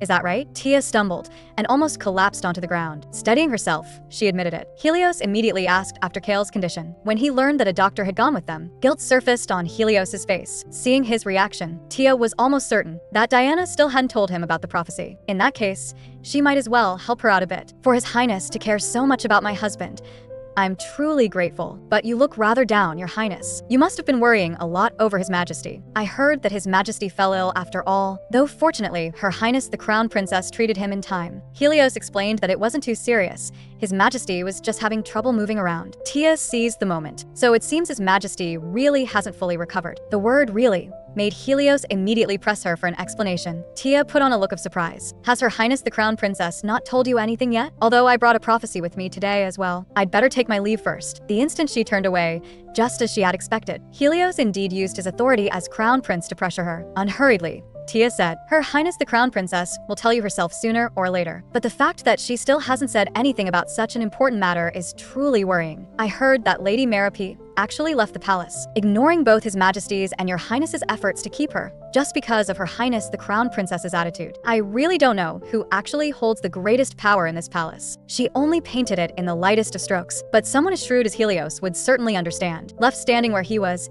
Helios fell into deep thought. Diana had been acting just as usual, without the slightest hint of anything wrong. To untie the knot in his heart, he went to see Diana. Her bright smile seemed to hold no secrets at all. He stepped forward to test the waters. "Could you use a bit more holy power on Father?" Diana's expression instantly turned strained, but she quickly smoothed it over again. "So that's what you wanted to say? You scared me for a second with how serious you were." "Of course, that's no problem." Helios worried that treating His Majesty every day might exhaust her holy power. Diana's heart gave a violent jolt. "I understand your concern, but please don't doubt God's power. His Majesty will get better very soon. So don't worry too much, all right?" Helios had just been about to come clean when a maid suddenly came to report. The high priests were waiting for Her Highness the Crown Princess in the reception room. He wanted to stop her, but Diana, as if running from the issue, quickly left. Once outside the door, her steps grew faster and faster. Why would Helios suddenly say something like that? Did Tia tell him something? But if she went back now and laid everything out honestly, thinking of Tia's reminder, the words at her lips were forced back down.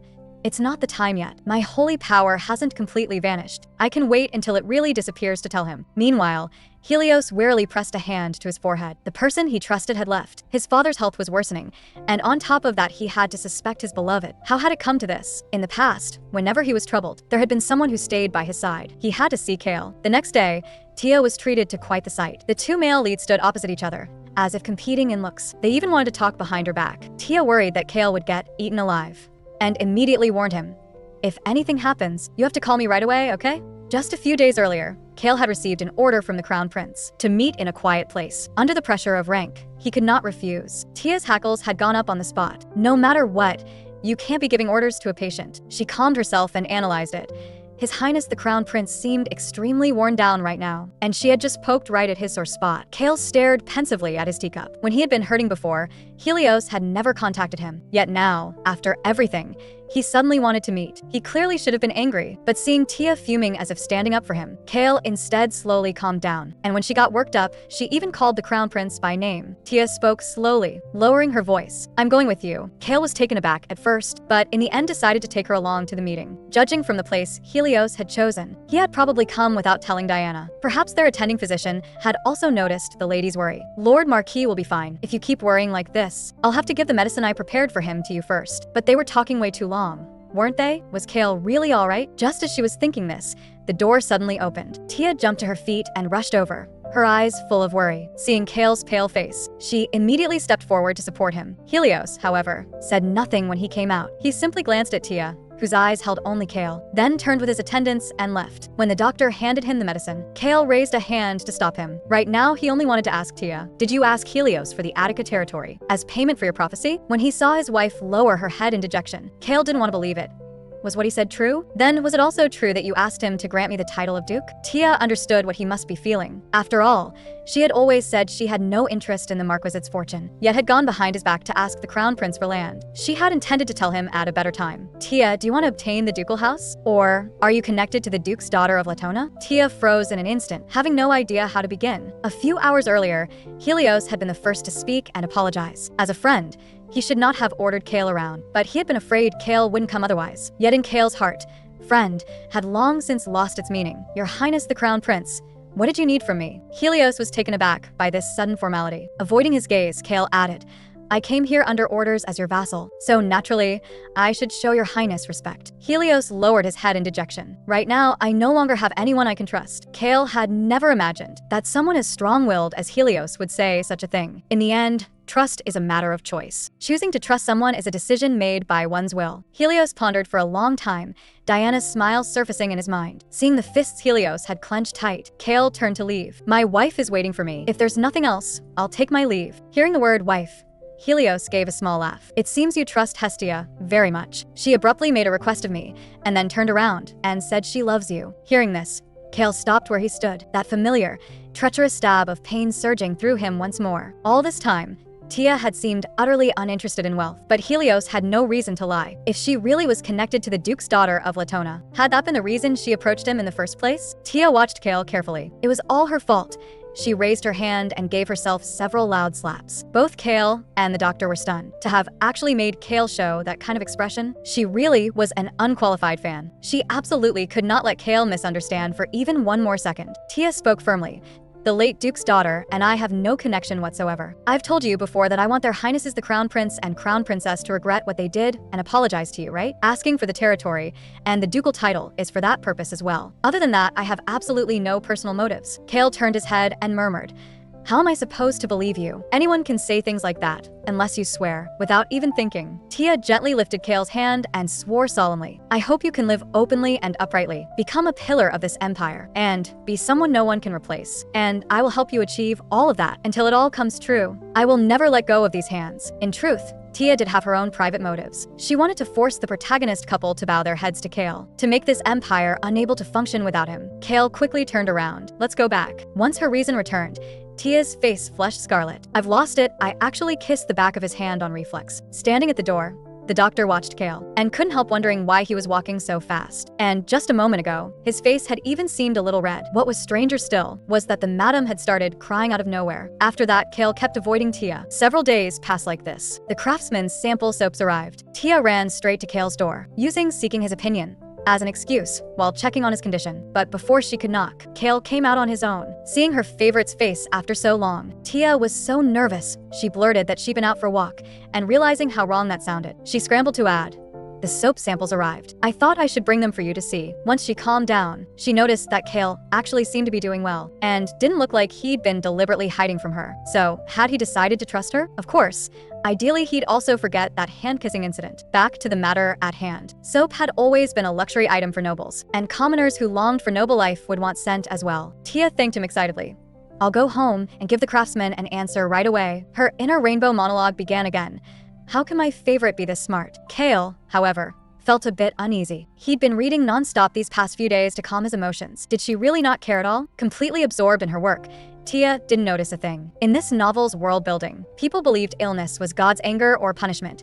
Using soap to prevent it was useless, even if it worked. So she invited the capital's top stage actors, sponsoring a play to advertise soap, and let the public accept the idea of using soap without realizing it. Hearing her conditions, the brother and sister rejected her on the spot. The script Rehearsals and performance schedule had all been fixed, so it would be very hard to change them for new content. Tia apologized first, but still asked them to look over the contract and think it through slowly. Helena sighed. Even so, it won't change anything. But the next instant, she suddenly changed her tune. Floss, bring a pen. She signed the contract on the spot. It turned out that before this, Kale had already told Tia, we'll give them this amount in sponsorship. Tia had still been a bit worried. There was no such thing as advertising fees in this world, so she had no idea whether the sum Kale wrote was appropriate. After all, by fame and status, their fees should have been worlds apart. But the result spoke for itself.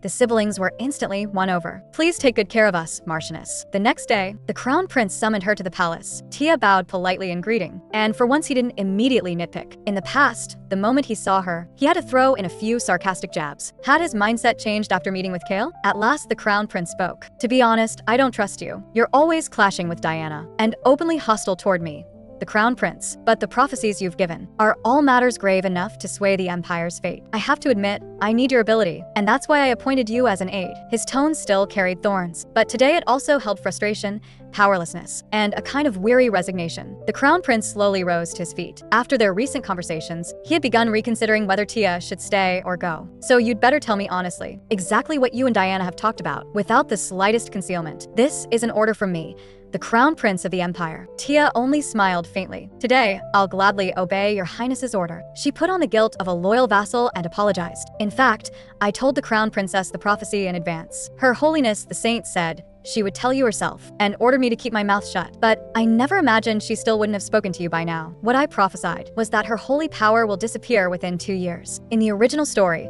how Diana obtained her holy power was only brushed over with a single stroke, with no clear explanation. Since it's power bestowed by God, having it taken back could also be called God's will. Hearing this, the corners of Helios's mouth actually lifted a little. I see now. No wonder father has still not recovered. Yet even after learning the truth, he still chose to continue believing in Diana. Instead, he asked Tia, will you lose your power of prophecy too? Only when he heard the same answer did Helios reluctantly accept it. Tia could have torn him to shreds on the spot. She had no prophetic power at all. She had simply fallen into a book and then been reborn once more. Before leaving, Tia kept up the act. So long as I can still prophesy, I will devote myself to your highness's service. Stepping out of the splendid palace, Tia lifted her head to look at the sky. If there was anything she would lose in 2 years, it would probably be her life in this world. Meanwhile, Kale received a letter. It was from the stage actors the couple had sponsored. Could something have gone wrong? After Tia returned home, she received an invitation from Kale, asking the two of them to go see the play together. Tia outwardly remained calm, but inside her heart was out of control, as if she might faint in the very next second. She was absent-minded the entire day. Every time she thought about being alone with her idol, she couldn't contain her joy. The matching couple's outfits she had carefully designed were finally going to be used. On the day of the performance, the brother and sister hurried out to greet them. Tia, however, didn't dare lift her head, so excited she wanted to bang her head against a wall. Right then and there. Kale had long since grown used to the madam's nervous behavior and even found it cute. Helena, thoughtful as ever, quietly reminded the madam, our play is very popular. Even noble young ladies dress up as commoners to come watch. So please don't worry. This performance and the soap promotion will both be a huge success. Tia suddenly gave herself 2 slaps. This is just work. To actually fantasize about going on a date with my favorite is practically blasphemy. Seeing Tia force a relaxed air, Kale couldn't help feeling a bit worried. He'd heard her condition had been poor these past few days. Her complexion had just looked awful too. Was she really all right now? Come to think of it, this was their first time attending an event as husband and wife. So Kale lifted his arm on his own, motioning for Tia to take it. Oblivious as she was, she even tried copying his movement, until her husband simply took her hand and placed it on his arm. Tia's brain crashed on the spot. I'm going to lose it. I'm going to lose it. She could only keep hypnotizing herself.